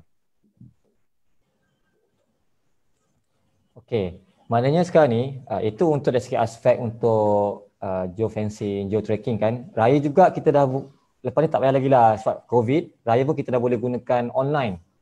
Maknanya mungkin guna QR code, kita transfer duit ke transfer. Kalau orang dalam blockchain, dia boleh transfer kripto dia. Kalau orang guna online, kita transfer je sekarang online. Kan tak payah, sebab dah berjauhan, jadi banyaklah penggunaan seperti itu. Manakala dari segi communication pula, kita menggunakan Zoom, kita menggunakan Skype. Jadi kumpulkan semua orang, pegang masing-masing pegang air, pegang kuih, pegang ketupat, makan ramai-ramai. Jadi dah makan pun dah digital dah sekarang ni. Itu antara gaya raya 4.0 kan. Jadi salam tangan pun macam ni, ujung ulur tangan, orang kat sana pun ulur tangan. Jadi itulah, kita dah mula ke arah macam tu punya raya. Tuan KJ, saya cuba nak relatekan juga dengan gaya raya 4.0 ni sebab ada persoalan. Kita ada kawan-kawan yang ikut sekarang ni, kawan-kawan saya daripada Indonesia, Pak Muzaki Jabir ni. Mereka ni memang orang besar-besar lah yang terlibat dengan construction, development dan sebagainya lah. Jadi kita nak komen sikit. Kita terbang pula sebab Indonesia dekat, kita terbanglah ke Indonesia pula sekarang ni. Disebabkan China menghadapi masalah dengan USA, jadi USA nak tarik balik semua kilang dari China. Nak tutup lah, dah macam trade war. Tetapi sayangnya, laporan yang saya baca, kilang-kilang tu baguslah untuk kawan Indonesia, kan, tahniah diucapkan. Bukanlah kita nak cemburukan. Semua kilang-kilang tu dah beralih ke Indonesia. Jadi kenapa kita ketinggalan kat situ? Kenapa kita tidak dipilih? Jadi mungkin Tuan KJ boleh respon sikitlah mengenai isu ni. Saya pun ucapkan Vietnam. Saya pun ucapkan tahniah lah kepada Indonesia sebab walaupun belum terjadi tapi dalam perancangan yang baru kilang tu akan pergi ke Indonesia. Sebelum tu pun syarikat Korea Hyundai ataupun Hyundai, dia telah sign kontrak dengan Indonesia untuk develop electric car dekat sana. Itu pun satu impact yang agak besar bagi kita sebenarnya. Okay. Jadi saya tengok dari segi faktor lain sebab satu kita tengok sekarang ni kita punya pergolakan politik pun masih lagi tidak berapa stable. Okay. So malas nak cerita yang tu, tapi kita sentuh sikit lah. Walaupun saya ini bukan dia kan memberi kesan sebab dengan politiknya dasar ekonomi berubah. Okay. So dasar pelabur asing berubah. Adakah charge yang pelabur asing ni datang pada kita lebih ataupun kurang? Dia tengok semua tu. So MIDF kena ambil tahu, bidar kena ambil tahu dan sebagainya. Banyak. So banyak benda tu. Jadi kenapa jangan pergi Indonesia lah, pergi kecil dululah. Kenapa Singapura tu mendahului kita 5 tahun, 10 tahun lebih awal pada kita? Tu satu. kalau ikutkan negara dia 2 juta lebih je population. Kita Betul. 32 juta. Dan Singapura dia lead pun di ASEAN. Ya. dia pun surpass Indonesia. Sebab apa? Sebab dia mengamalkan konsep marketing dalam negara dia. Kan? Dia jual apa? Dia jual dia punya polisi, dia jual dia punya infrastruktur, dia jual dia punya ilmu, dia jual dia punya kepandaian. Kalau kita dekat Malaysia, kita masih lagi industri masih lagi jalankan pertandingan robot main bola, betul. Ya, semua robot, semua bola. robot. Betul kan? Nah, tapi dulu di Singapura dia jalan benda tu, tapi sekarang ni Singapura dah tak buat benda tu. Dia lebih kepada menjalankan penggunaan robot ni dalam industri. Robot mana yang paling cepat nak adoption dah level adoption. Yes, that's what we have to think of that. So saya rasa Presiden Jokowi panggil kebanyakan ahli-ahli jemaah menteri ni daripada orang-orang yang practical, hands on sebab dia nampak macam contoh Menteri Pelajaran yang dia panggil daripada Gojek kan. Sebab dia dah nampak sebab dengan pelajaran teknokrat. Yes, dengan pelajaran lah kita boleh melonjak. Macam saya pernah bercakap hari itu pasal Bangladesh kan. Kenapa Bangladesh boleh jadi 600 orang ahli population dia adalah literate IT?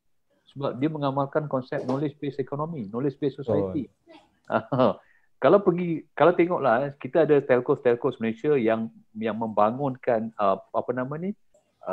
broadband telcos dekat Bangladesh. Sebab Bangladesh dia tak ada kesusahan lah kalau one step tu terus dapat bangunkan.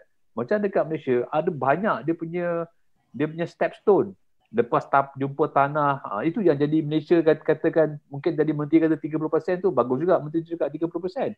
Sebab the whole piece of supply chain daripada MC sehinggalah ke pejabat tanah, dia kena tengok masalah ni. Kadang-kadang saya tak salahkan telcos dah pergi dah. Telco dapat all the sumber-sumber. Sebab apa? Sebab melalui kita punya phone pun sebenarnya. Melalui kita punya chat the broadband. So dekat situ sebenarnya telco dah menjalankan tugasan yang baik di mana dia dah identify. Cuma kekangan dia adalah kelulusan. Nampak kat situ. So back pada Indonesia tadi, saya rasa Indonesia pun dari segi keterbukaan dia open. Kalau you tengok, kita menjalankan e-wallet sampai kerajaan terpaksa letak RM30 kepada semua e-wallet pengguna e-wallet. Kenapa nak letak RM30? Adakah sebab RM30 tu kita boleh meningkatkan lagi penggunaan e-wallet? Tak juga. Lepas RM30 habis. Tapi Indonesia tak perlu ada RM30 tu. Pekedai pun yang jual rokok sebatang pun orang bayar melalui e-wallet.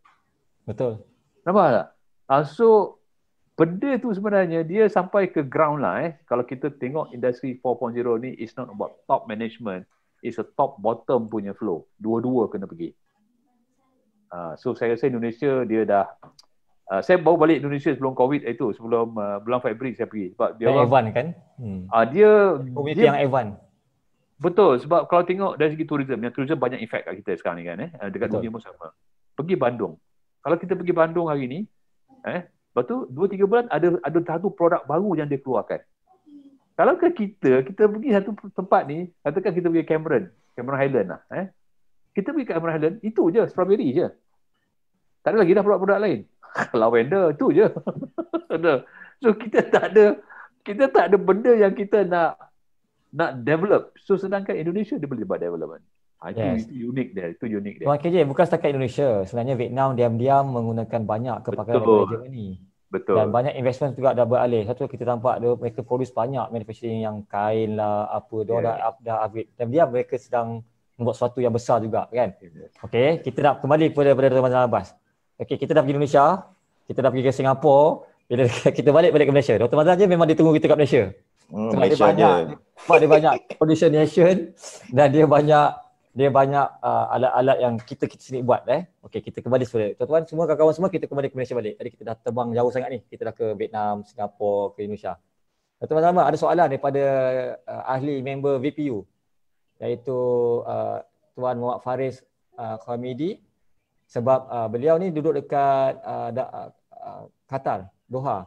So beliau bertanya mengenai nak minta sikit lah, tekankan sikit penekanan tentang aspek cyber physical CPS ni, sistem sebagai tunjang utama iPhone 0 dan nak bezakan dengan iPhone 0 lah. Dia nak tahu lebih more on the knowledge side. Satu, saya tambah dari situ pula, ada juga pertanyaan mengenai kalau kita dah go for 4.0, everything is AI, adakah nanti benda ni akan jadi bad AI? Maksud dia AI ni akan membuat macam cerita lah. Sebenarnya pengaruh movie lah ni. Macam Terminator kan, adakah mereka akan menentang manusia? Banyak orang tanya, ni saya bahasa layman lah kan. Padahal decision tu nanti manusia yang buat. Jadi minta Dr. Mazlan respon kat sini. Okey, pertama mengenai soalan apakah beza di antara IR 3.0 dengan 4.0, itu pun kadang-kadang orang agak keliru juga. Okey. Tunjang CPS dia. Kenapa kita kata ada yang dah ramai berada di IR 4.0 padahal zaman dulu-dulu kita kata IR 4.0. Tapi kita kena bezakan antara IT dengan OT. So itu pertama. So dalam IT, Information Technology dengan Operational Technology. Alright. So dalam bahagian IT ni lebih kepada back-end sistem IT kita yang selalu kita pakai aplikasi ni. Dan OT ni selalunya before ada cyber physical ni, OT ni separate. So mesin-mesin yang kita buat kerja ni very separate, gunakan electrical dan tak disambungkan pada internet dan sebagainya. So apa yang kita buat sekarang ialah untuk menyambungkan kedua-dua ni di antara aplikasi dengan hardware. Ini yang selalunya talent yang sebegini yang agak sukar kita nak dapat. So kalau kita dalam era 3.0 sebagai contoh lah paling mudah, kalau kita nak mengajar orang, kita gunakan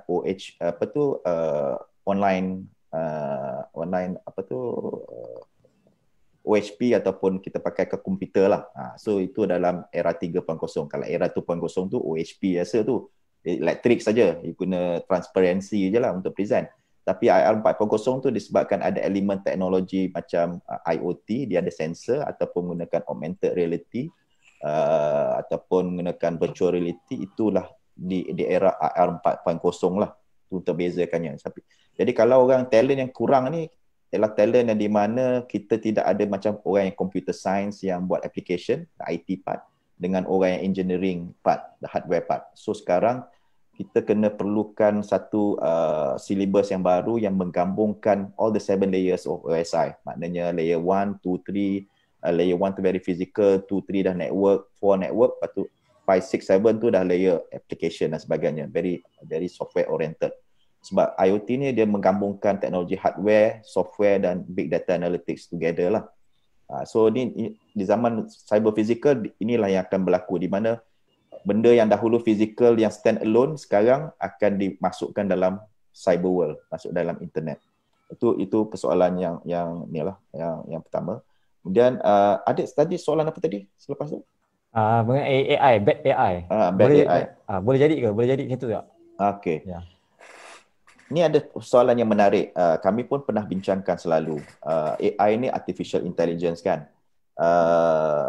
Dan selalunya, saya bagi contoh lah. Ataupun AI ni kita boleh embedkan dalam kereta kita. Dia boleh jadi bad ataupun bad car or good car. Okay, good car. So macam mana kita nak embedkan ethics dalam kereta yang autonomous. So dia akan berjalan secara sendiri, dia akan belajar secara sendiri dan dia akan buat decision sendiri. Kalau dia, bagi contoh, kalau dia travel autonomous car yang tak ada steering, dia tak ada apa kata orang, tak ada brake, dia ada 3 decision dia nak buat. Dia akan belok kiri, dia langgar budak-budak kecil, dia belok kanan, dia langgar orang tua, dia pergi straight, dia angkat tembok, dia mati. So a good AI tu apa decision dia nak buat? Itu persoalan pertama. Alright. Langgar kiri, budak-budak mati, bad. Langgar kanan, bad juga, orang tua. Straight, maybe good AI dia kata. So that's the decision yang dia kena buat. Sama ada which is the good or bad itu bergantung kepada ethics juga. Sesebuah negara mungkin ethics yang berlainan yang dia nak embedkan. Jadi ini adalah satu istilah, satu benda yang memang amat dikaji oleh ramai orang. Macam mana kita nak meletakkan sesuatu ethics ataupun intelligence atau decision making dalam sesuatu komputer tersebut. Ini masih lagi dalam kajian lah. Tak ada benda yang akan boleh diselesaikan. Sebab mungkin ethics kita secara memandu di Malaysia, di Singapura, di Thailand, di Vietnam semua berbeza. Adakah bermakna bila kereta tu merentas negara, ethicsnya berubah mengikut negara tersebut sebab dia terpaksa adapt dari situation dekat sebelah sana. Jadi nak katakan dia bad AI, good AI pun agak susah kan. Itu satu. Okey, saya nak cuba sambungkan ada persoalan yang tadi yang kita bincangkan dengan KJ mengenai kekangan yang berlaku apabila kita nak melaksanakan sesuatu infrastruktur, kena banyak proses dan sebagainya. Itu yang masalah smart city kita lambat. Smart city kita lambat sebab di negara Singapura dia lebih cepat sebab dia one government. One governing body. Dia bukan macam kita. Kita ada 3 layer, from local council, from state level to federal level. Jadi decision making process tu begitu susah, decision making process sebab kita ada state lain dia punya decision dengan government, federal berbeza dengan local. So everyone have their own decision making process sebab dia punya jabatan pun berbeza. Itu satu. Lepas tu lagi satu yang saya nak ungkitkan sikit mengenai kenapa negara yang lain dia cepat buat, dia cepat adopt. Singapore dia dah lebih kepada terus buat adaptation. Kita masih lagi bermain dengan drone terbang, bermain dengan robot, langgar-langgar, itu saja. Tapi kita belum lagi real serious application. Kalau kita nak tahu bahawa adoption kita pada tahap yang tinggi atau rendah, kita tengok aja exhibition dengan conference kita. Perbezaan di negara seperti Singapura dengan Malaysia sebagai contoh lah Singapura atau Malaysia sebab dia dekat, saya selalu pergi Singapura, saya tahulah. Saya tak macam KJ yang pergi negara yang jauh berbeza kan. Okey, saya hanya Singapura saja. So kalau saya pergi Singapura, saya tengok dia punya exhibition full, ramai orang. Kenapa? Bila saya tengok conference room, sedikit, tak ramai orang. Kita di Malaysia, di Malaysia conference room penuh. Kita yang buat exhibition ni jual, nak tunjuk exhibit demo dekat exhibition hall, sikit orang, tak ada orang datang jenguk. Kenapa? Ini menunjukkan adoption rate kita. Di Singapura, mereka pergi sana nak cari produk yang boleh terus implement. Kita di Malaysia masih lagi nak belajar, create awareness. Itulah awareness yang selalu kita cakap tadi. Awareness. Sampai bila awareness? Why don't these people yang nak implement pergi ke exhibition hall? This is where you can see the real products yang kita nak tawarkan. Tapi kerana situ kurang, exhibition kita lemah. Tak begitu menarik. Jadi orang nak exhibit pun rasa apa nak exhibit? Hari pertama je bila menteri ada ramai, lepas tu tak ada orang nak datang jenguk kita. Penat je menunggu 3 hari. So kita tak nak macam gitu. Kita nak macam constantly every day people come and find us. What are the solutions that we can use in our kita punya ni lah. Ini yang kita nampak perbezaan. Kita tengok itu je kita dah tahu.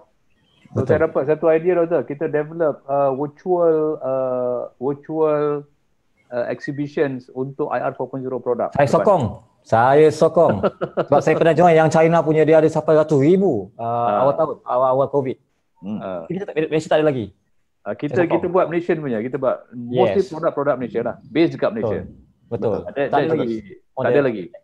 Belum ada lagi. Let's go. So kalau kita nak buat, kita nak embrace, kita kena buat itu. Betul.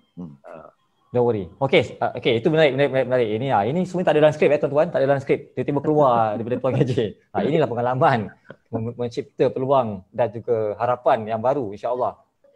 Dari tadi tak ada skrip. Tadi tak ada skrip. Ada skrip. Actually hari ni pun kita tak ada skrip pun. Memang kita open terus. Okay, Tuan KJ. Sikit lagi. Tadi Dr. Mazlan Abbas dia dah cakap dah mengenai dengan gadget-gadget air raya kan. Kita nak cerita lagi, apa beza sebenarnya? Beza raya dulu dengan raya 4.0 sekarang ni. Yang Tuan KJ ni perspektif lah. Apa lagi bezanya? Apa lagi yang kita kena ubah? Apa lagi yang kita buat sekarang dari your punya perspektif lah. On raya 4.0. Ini untuk rakyat Malhan lah. Okay. Dia raya ni, definisi raya ni meraihkan apa nama ni? Kita dah berjuang dalam berpuasa. Itu istilah raya. Tapi kalau kita tengok, saya memang to be frank lah. Semenjak ketiadaan ibu bapa saya dah lama, saya ni anak yatim piatu dah lama sebenarnya. Lepas tu orang rumah saya pun family parents dah tak ada. Jadi saya rasa raya pada saya is a raya. Kita sambut raya, okay? Dan mostly kita bila raya ni kita plan pergi overseas. Kita jalan kita pada tempat lain. Okay? Tapi bila tengok sekarang ni raya COVID kan. Raya COVID lagi. Saya panggil raya COVID-19. Lagi menarik ni sebab dia tambah COVID pula kan. Saya raya 4.0, dia tambah pula raya COVID. Ni tak ada live ni. Sebab kami punya community ataupun saya punya group ni kebanyakannya umur 50, 60 kan. Saya punya abang ipar, abang-abang saya tu semua umur dah level tu. Okay, yes. Nampak macam awal 40 lah Tuan KJ. Saya 54. Saya 54. Tuan KJ doktor nampak. Okay. So saya dah ajar, saya dah beritahu dalam grup WhatsApp saya, grup kami punya keluarga, kita cakap tak ada ziarah-menziarah tapi kita guna Jitsi Meet. Satu lagi aplikasi dalam seperti pada Zoom, saya guna Jitsi. JITSI. Jitsi.org. So lepas solat raya nanti kita akan berjitsi. Orang berjumpa kan. Saya berjitsi. So saya dah ajar, saya dah beritahu pada keluarga mara saya semua. Dia akan download. Dia download pun dah. Kita dah buat testing hari tu. Minggu lepas kita dah buat testing. Semua kata, oh bagus. Line tu very smooth. Macam mana ejaan dia? JITSI. Okay. JITSI. Alright. Tu satu benda lagi yang kita boleh cubalah. Saya rasa it's a free software. Memang totally free. Nak cakap berapa jam pun free. Sebab saya nak beraya virtual. Saya nak beraya virtual dekat rumah Dr. Madlan Abbas. Nak beraya virtual. Boleh. Kan? Boleh, tak ada hal. Janji pakai Discover dulu. Ya, alright. Jadi saya tahu berada kat mana. Alright. Lepas tu yang kita punya COVID-19 ni pula, dia share pula pengalaman dia menyambut raya tanpa ibu bapa dekat dalam Facebook. Yang itu kadang-kadang ada sedikit sayu lah orang kata kan. So dia tunjukkan dia punya pengalaman tanpa ibu bapa, tanpa ini. So sebenarnya benda-benda ni sebenarnya kalau ikut tanpa ada teknologi ni, benda ni dah berlaku lama dah. Cuma dengan adanya teknologi dia diletakkan di social media. Jadi kita nampak. Begitu juga dengan Abid Liu tadi Ustaz Abid Liu. Pada saya sebelum ni dah ramai generasi lain dah buat. Dah lama buat, dan dia ni adalah keturunan yang meneruskan lagi perjuangan itu. Tapi ketika itu tidak ada orang menceritakan sebab tidak ada media sosial. Kan, ada keluar pun sok khabar pun tak larat nak tulis semua benda tu. Tapi bila wujudnya media sosial dengan bantuan teknologi maklumat, dengan adanya iPhone, phone dan sebagainya, ambil video terus live. Jadi benda tu semua orang aware. So pada saya bagi satu tagline lah Fendi. Okay. Teknologi digital menginsankan manusia. So saya punya title ni teknologi digital menginsankan manusia. So bila Abid Liu buat benda-benda macam tu dengan secara tak langsung, kita nampak impact dia pada kita. Dia apa dia boleh buat, dia tak boleh buat.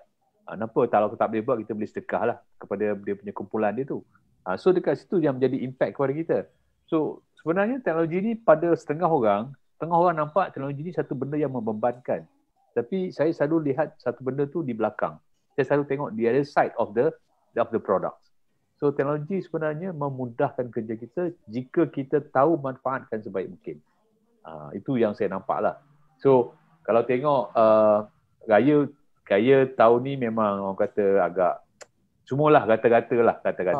Very unique. Saya pun dah ada program saya. Raya pertama makan laksa JDT, laksa Johor. Okay.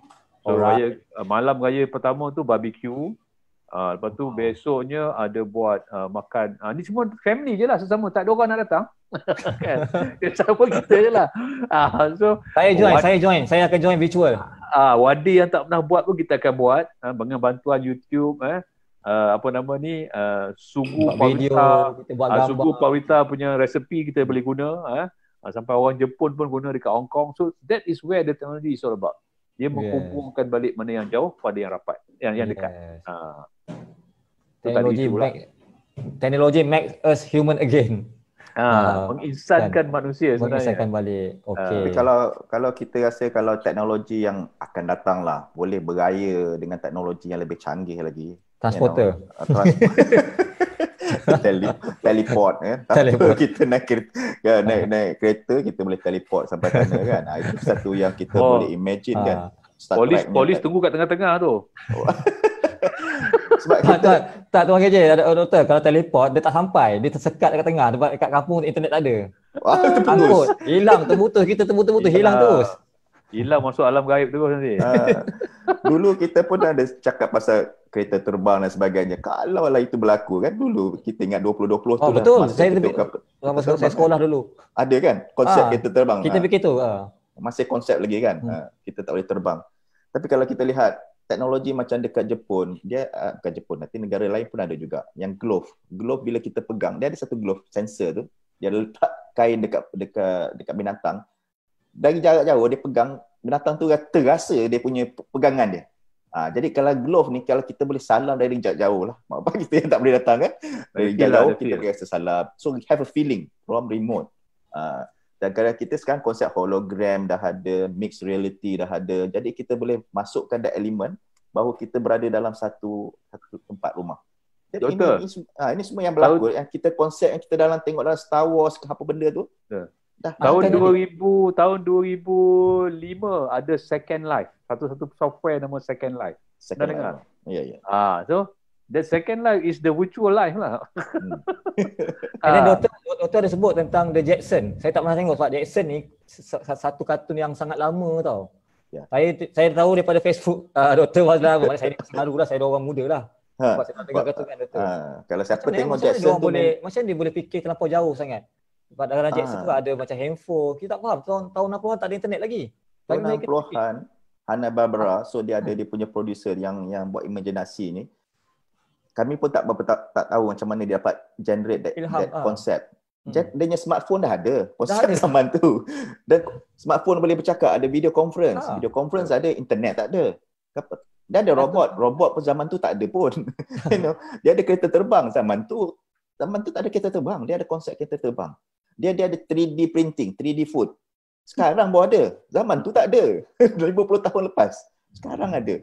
Jadi semua konsep yang dia cakap tu dah diimajinasikan dan mereka dapat mengadakan sekarang. Mungkin disebabkan, sebab saya cakap lah teknologi ni IR 4.0 bukan satu teknologi. It's come from various teknologi. Daripada elektronik lah, daripada communication lah, semua. Bila dia dapat buat benda tu murah, benda tu akan jadi satu produk yang tak pernah kita fikir sekarang, yang dulu dah sekarang kita boleh janakan. So macam tak impossible juga bila dikatakan kita boleh buat teleport orang, sebab dia dah ada research dah mengatakan dia ada buat quantum entanglement. So you boleh hantar photon ni from one place to another place. So dia benda Tesla, in fact Elon Musk pun dah buat dah yang hyperloop kan, very fast dia punya kelajuan bunyi. Hyperloop tu yang menggunakan dia punya dalam train, tube tu, dalam tube tu. So for me, bila konsep macam hyperloop, Elon Musk dah pergi ke Mars, nak duduk ke Mars, ini konsep-konsep bila dia dah generatekan the element of transportation, dah breakthrough transportation, dia ada buat bateri yang boleh hidup, battery can last long, energy dengan food dan sebagainya. Sebagai contoh, dia pergi ke Mars, sebenarnya dia nak cari water. Once you have water, you can generate a lot of things. Energy, food dan sebagainya boleh. So once you dapat benda tu, you actually moving people, the whole civilization to one place. Hyperloop boleh move one civilization from here to Brazil dalam masa 6 jam katakan. You boleh hidup di dalam darat atau dalam laut ataupun di angkasa lepas. So you're moving civilization. For me, that is the concept of IR 5.0 akan datang. Okay? Sekarang kita masih kira-kira dengan 4.0. 5.0 tu is more about changing or moving the whole civilization. Alright. Okay, kita dah sampai ke penghujung. Jadi ini betul dalam skrip ni. Saya jarang benda ni tak, sebab saya akan sentiasa ada elemen of shock ataupun elemen kejutan. Jadi tadi saya dah penat bagi soalan. Saya nak minta panelis pula bagi soalan kepada saya. Kalau Dr. Fazlan Abbas ataupun Tuan KJ ada soalan kepada saya. Especially saya dalam dunia blockchain, untuk pengetahuan Dr. Fazlan Abbas dan Tuan KJ, kami juga ada develop robot sebenarnya, tapi lebih kepada bots lah. Robot untuk data, software robot untuk data management dan sebagainya lah. Itu yang kami buat. Jadi kami sebenarnya dah satu step ahead. Yang orang duk cerita robot-robot fizikal, kami dah start buat robot-robot yang macam itulah. Yang untuk data management, data crawler, dia more on the data analytics lah. Okey, mungkin Dr. Fazlan ada satu soalan, Tuan KJ ada satu soalan. Sebelum saya tutup balik summary nantilah kepada Dr. Fazlan dan Tuan KJ. Tak nak jawab soalan ni. Ada soalan daripada Faris Kamidi. Dah jawab? Oh tadi. Tadi saya dah ulas tadi. Tentang cyber physical. Mungkin Tuan KJ nak ulas ke? Oh, saya nak ulas satu je. Okey. Cyber physical system ni dia 3C communication, 3C. Control dan juga computation. Alright. 3C. So communication, that's where the network ada. Kita gunakan internet connection, telcos, LoRa, Sigfox dan sebagainya. So in terms of control ni, that's why kita kena ada IoT tadi, nak embedded IoT ni dalam kita punya project ataupun tugas harian kita. So dia dapat data dan we have to control that.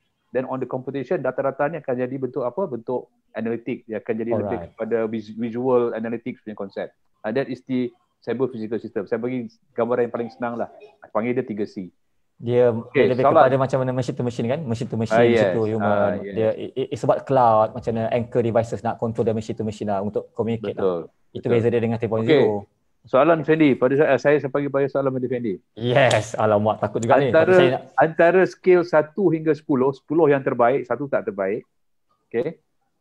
Di manakah Malaysia among negara-negara ASEAN termasuk Singapura, Indonesia, Brunei, Thailand, Vietnam, Myanmar dan sebagainya ni, di ASEAN not the world, it's called ASEAN. Di manakah Malaysia berada dari konsep pelaksanaan IR 4.0? Apa pandangan Fendi?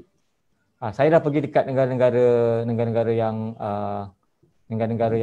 disebutkan tadi tu. Saya lihat sebenarnya kita dah ada infra yang better. Kita dah ada infra. Kalau dari segi infra, saya letak mungkin lebih kita better daripada orang. Kita dalam 7. Kita ni 7 ataupun 8 bagi saya lah. Tetapi kita fokus kepada physical infra. Tapi kita tak fokus sangat kepada adoption melibatkan betul-betul kepakaran lokal lah. Berbanding Indonesia, mungkin sebab mereka ni ada masalah untuk mengangkat infra sebab masalah negara besar. Tetapi mereka ni ada human capital yang ditonjolkan.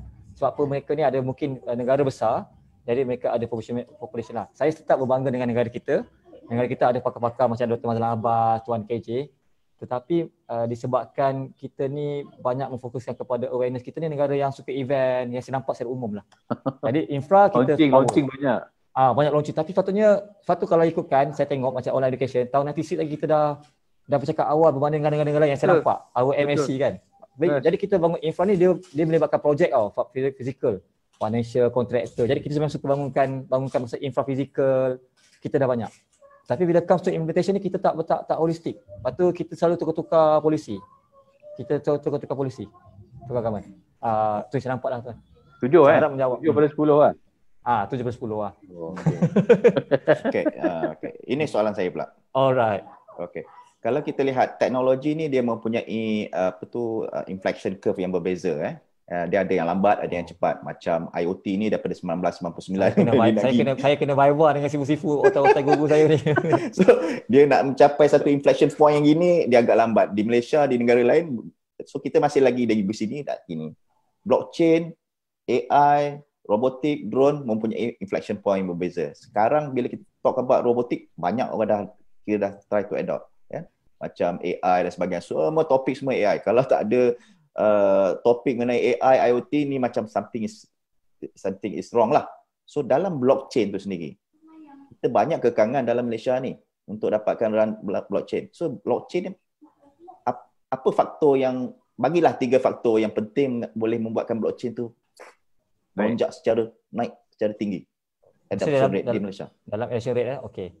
Wow, ini soalan yang mencabar ni. Sebab apa, memang ini yang sedang kita terfikirkan. Sebab blockchain is maturizing, not matured yet. Dia maturizing but not matured yet. Jadi kalau laporan daripada Accenture misalnya, mereka meletakkan benchmark kita dalam blockchain industri ni, dia akan bergerak ke arah memang tahun 2025 dia akan matang.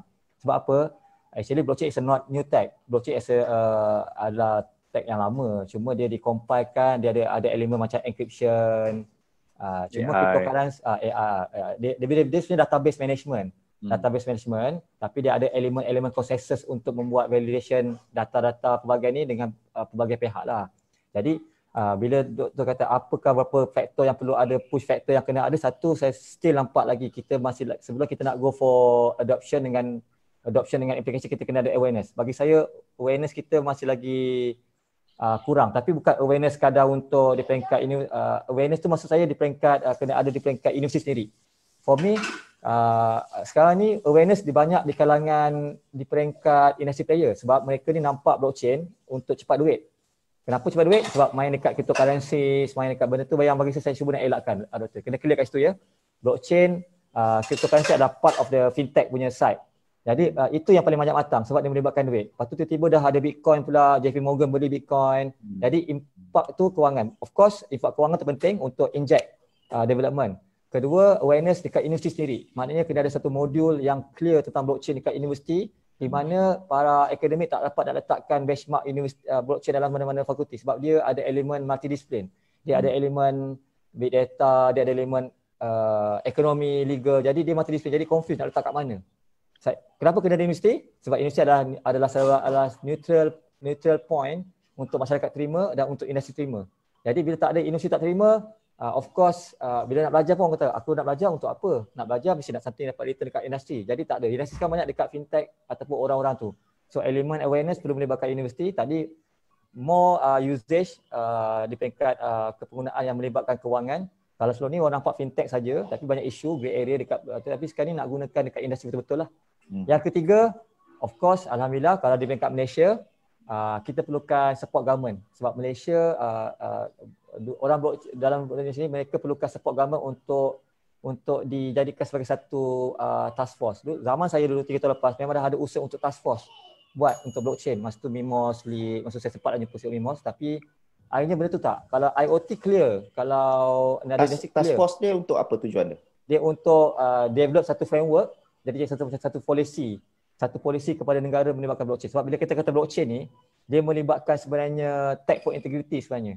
Jadi bila World Economic Forum dah keluarkan satu benchmark pillar macam blockchain part of a tech for integrity, termasuk open data, e-governance dan blockchain. Jadi task force ni perlu jadikan ini sebagai satu usaha-usaha secara national. Contohnya sekarang ni, boleh tak kita letakkan data-data yang selama ni yang tak integrated ni dalam blockchain punya data. Yang mana melibatkan konsensus pelbagai. Contohnya untuk IC saja dulu. It's about database lah teman-teman. Bila kita fikir sebagai publisher database saja. Tapi database yang ada elemen encryption, elemen validation, itu sebenarnya. Yang lain tu datang kemudian lah. Again, kita perlukan impact user untuk kewangan industri. Kedua, awareness dekat universiti buatkan elemen. Dan ketiga, polisi government. Itu saja. Mantap. Jadi saya rasa terima kasih. Saya tamat ni bukan soalan lah. Soalan Sifu ni aduh hai. Ini bahaya betul bukan soalan kan Sifu ni kan. Saya kita WhatsApp je lah kan. Tapi bukan apa bagi saya penting saya nak tahu kat mana saya punya penguatkuasaan kan. Jadi saya sahabat-sahabat yang sedang mendengar ni, untuk malam semua Dr. Mazlan Abbas, Tuan KJ adalah guru saya dalam F10. Ketika kita belum lahir, saya lahir tahun 82, umur saya 38 tahun. Jadi ketika saya di alam roh lagi, Dr. Mazlan Abbas dengan Tuan KJ dah bermain dengan teknologi kan. Jadi saya berhadapan dengan Sifu yang paling power yang terawal dekat Malaysia ni. Jadi faham je lah saya tak berani nak buka soalan lebih dekat orang kepada saya lah. Okey, jadi penutup kita dah lebih sikit masa 7 minit. Penutup Dr. Mazlan Abbas dengan Tuan KJ, please bagikan setiap seorang 5 minutes harapan dan juga nasihat kepada generasi muda satu nasihat kepada generasi muda, harapan Dr. Mazlan Abbas kepada negara dan global dalam iPhone Zero ni. Apa yang lontarkan sajalah apa yang terfikir dalam harapan setiap orang 5 minit. Dr. Mazlan Abbas dengan Tuan KJ. 5 minit panjang tu. Apa yang saya mengharapkan, yang banyak kali saya nak push the agenda is to make Malaysia as a producer nation lah. Kita tidak boleh bergantung kepada negara luar senantiasa. Kita mesti become a knowledge worker, knowledge nation, dan kita sendiri produce kita punya produk. Maknanya then barulah kita punya level of requirement for knowledge workers seperti engineers dan sebagainya lebih tinggi. Jadi gaji pun makin lama makin tinggi lah. Itu dia punya impact, dia punya spill over effect. Sebab kita akan invent and innovate new things, dan kita memerlukan untuk mendapatkan suasana untuk dapat mencapai this producer nation, kita mesti ada ekosistem yang begitu mantap. Ekosistem ni tidak kira bukan satu parti je, the whole ecosystem. From the whole industry, the whole value chain tu mesti ada. Jadi kalau kita nak buat robot tu dalam 2 minggu, dalam sehari, boleh juga di Malaysia. Tanpalah kita menunggu kitanya komponen datang daripada China lah, ini datang daripada negara ni lah dan sebagainya. Nak buat robot tu makan masa sampai 5-6 bulan buat nak siap. Kita tak nak gitu. Kita ada semua the whole value chain di dalam Malaysia sendiri. Nak buat PCB, nak buat apa, molding dan sebagainya, siap di Malaysia. Jadi tak perlulah kita tak perlu menunggu lama untuk mendapatkan komponen. Masalahnya komponen kita tak ada. Dalam ekosistem ni, kalau kita tengok sebagai contoh negara China, kenapa mereka hebat? Mereka mempunyai open system. Bukan open lah, dia control sistem open. Maknanya the whole ministry dia, data dia being shared by all. So tak adalah everyone have their own app, everyone have their own data system yang tidak integrated, macam dia orang integrated. Jadi kita kena ada open data system di mana kita boleh share, guna data tu untuk share untuk buat application yang lebih mantap lah. Jadi sebelum akhirnya saya pun nak mengucapkan terima kasih juga kepada Tuan Effendi kerana jadi host moderator pada Sembang Santai IoT yang kami selalu buat. Saya pun nak mengucapkan selamat hari raya kepada mereka juga berdua dan juga kepada yang ramai yang telah mendengar kami ini daripada siri pertama sampailah siri yang ke-7 ini. Tapi jangan bimbang Fendi, KJ kita ada musim kedua, maknanya musim lepas peraya kita akan buat juga. MCO. Lepas MCO. So kita tengok sama ada kita yang new normal ni back to the old normal atau tidak. Itu saja. Okey. COVID mengajar COVID menjadi kita punya wake up call yang paling power lah setakat ni ya. Okey. Tuan KJ pula harapan cuba tambah sikit. Kalau Tuan KJ dapat 100 ataupun 10 juta lah, 10 juta dulu kecil sikit lah, 10 juta RM, apakah bisnes kilang, kalau boleh buka kilang Industri 4.0, apa kilang yang nak buka? Ini harapan dan seterusnya sama macam teman-teman pasal. Saya tambah sikit lah, kalau ada investment 10 juta, apa industri yang Tuan, spesifik yang Tuan KJ nak involve? Okey. Saya jawab soalan yang ni dululah, saya terlupa kan. Kalau diberi 10 juta lah, saya akan buat dua benda. Satu yang melibatkan pembangunan atau pembuatan dari segi elektronik. Sebab kita tahu IoT banyak pakai barang-barang PCB dan sebagainya, dan itu memang pekaran saya dulu. Dan yang kedua ni saya akan buat kepada pertanian pintar ataupun dipanggil smart farming. Food security. Dalam bangunan. Tetapi tumbuh-tumbuhan tu, vegetables tu bukan daripada Malaysia. Benih kita beli daripada import, tapi kita produce dekat Malaysia, jual pada orang Malaysia. Tak payah lagi import dah. Producer nation. Yes, that's two things lah yang saya nampak. Sebab benda ni nampak macam bagus sangat. Okay. Apa yang saya nampak dalam industri forward setelah berkecimpung selama lebih kurang 2-3 tahun ni, yang saya menjadi kekangan adalah tentang dia tengoklah sektor, mungkin bila pihak MITI ataupun pihak ministry kata industry forward, tetapi kementerian lain pun tak berapa nak faham apa itu industry forward. Macam mana nak tuju kepada SME, nampak tak? So tugas ni sebenarnya banyak lagi sebenarnya. Tugas nak memandaikan bangsa ni tentang industri 4.0 ni sangat jauh perjalanan dia. Tapi di samping tu kena diselitkan intervention. Kalau mana yang dah faham, terus buat intervention. Mana yang faham, terus buat intervention. Jangan tunggu semua nak faham pasal industri 4.0 baru nak buat intervention. Saya rasa lambat sebab teknologi cepat berubah. Dan pillars yang 9 tu pun, dia bukan static, dia dynamic. Dia akan tambah lagi. Betul tak? So kita kena ikut peredaran. Sebagaimana yang awal-awal tadi doktor cakap, teknologi ni kita kena tengok tsunami dia. Dan kita kena adapt kepada kita punya culture. Satu lagi tagline saya bagi, menganyam tradisi menjangkau teknologi. Satu. Wow. So kenapa macam menganyam ketupat?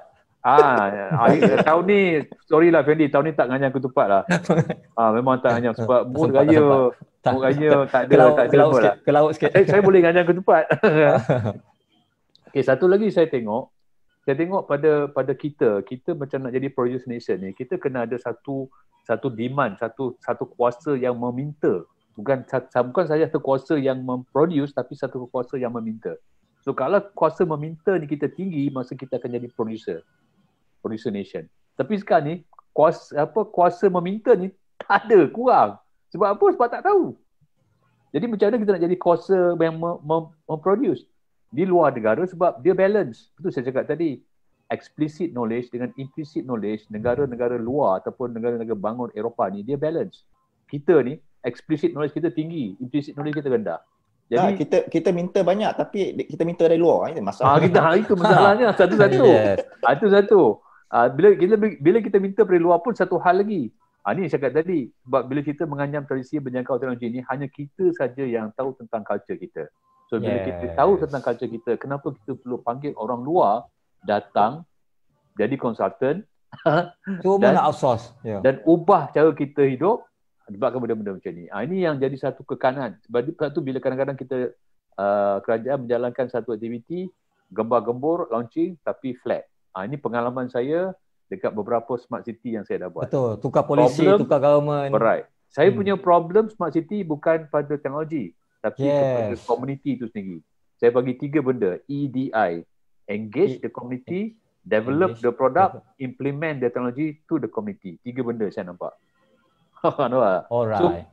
So benda ni kalau kita boleh fahamkan, sebab tu saya cakap smart city ni is not about launching, it's about continuous understanding what is the purpose of smart city.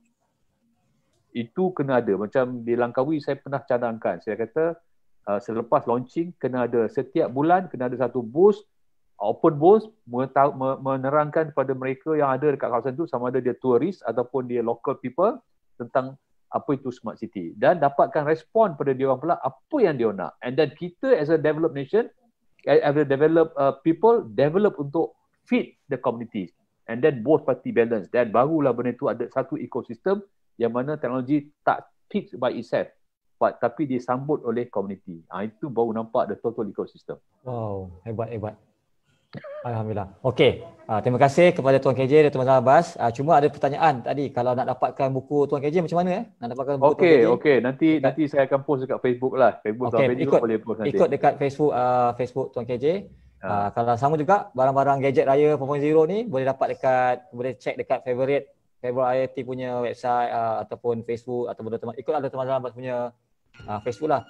Okey, kita dah sampai ke penamatnya. Jadi saya nak jelaskan kat sinilah kepada korang semua, pada Dr. Mazhar Abbas, Tuan KJ nak ucapkan terima kasih terutamanya kepada Dr. Mazhar Abbas yang beri peluang. Kami bertiga ni dah conquer tau. Selangor FM tu kami punya cewa, kami punya. Congratulations. Jadi start dengan Dr. Mazhar Abbas dulu. And then saya pula memang dah sampai 2 bulan. Sekarang 8 siri saya rasa dengan Selangor FM. Dan sekarang perjuangan diteruskan oleh Tuan KJ pula kan. 5 siri. 5 siri. Setakat ini setakat ni 5 siri dah. Setakat 5 siri. Okey. Jadi kita dah pegang Selangor FM. Jadi apa rancangan pada masa depan? Of course kepada mereka yang sedang mendengar pada hari ni, kami menggerakkan juga bersama-sama lah macam konten, insya-Allah our VPU, Virtual Public University, yang dah dapat banyak juga ni attraction daripada luar negara dan sebagainya.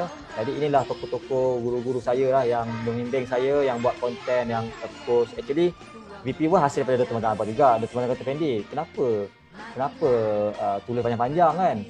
Buatlah sikit live streaming lah. Saya ikut nasihat dia dan berjaya lah sekarang ni. Saya pun dah buat streaming daripada nasihat Dr. Mazhar Abbas. And then lepas ni kita nak improve lagi dekat our BPU dan sebagainya. Tuan KJ pula bagi lagi elemen-elemen macam assessment iPhone 0. Jadi kawan-kawan semua, stay tune.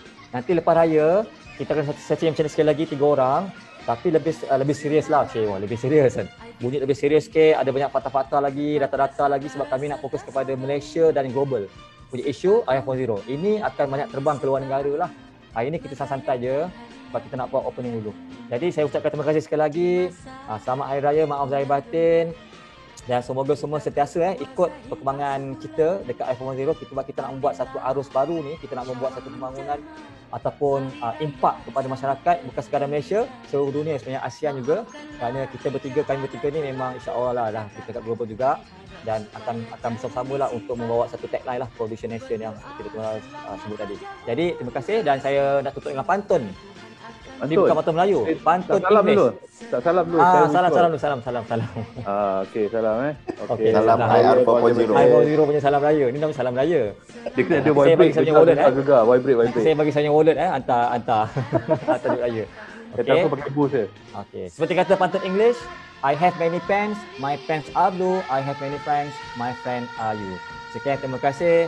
Salam Raya 4.0 dan Assalamualaikum, dan kembali kita nanti bertemu selepas Hari Raya. Terima kasih.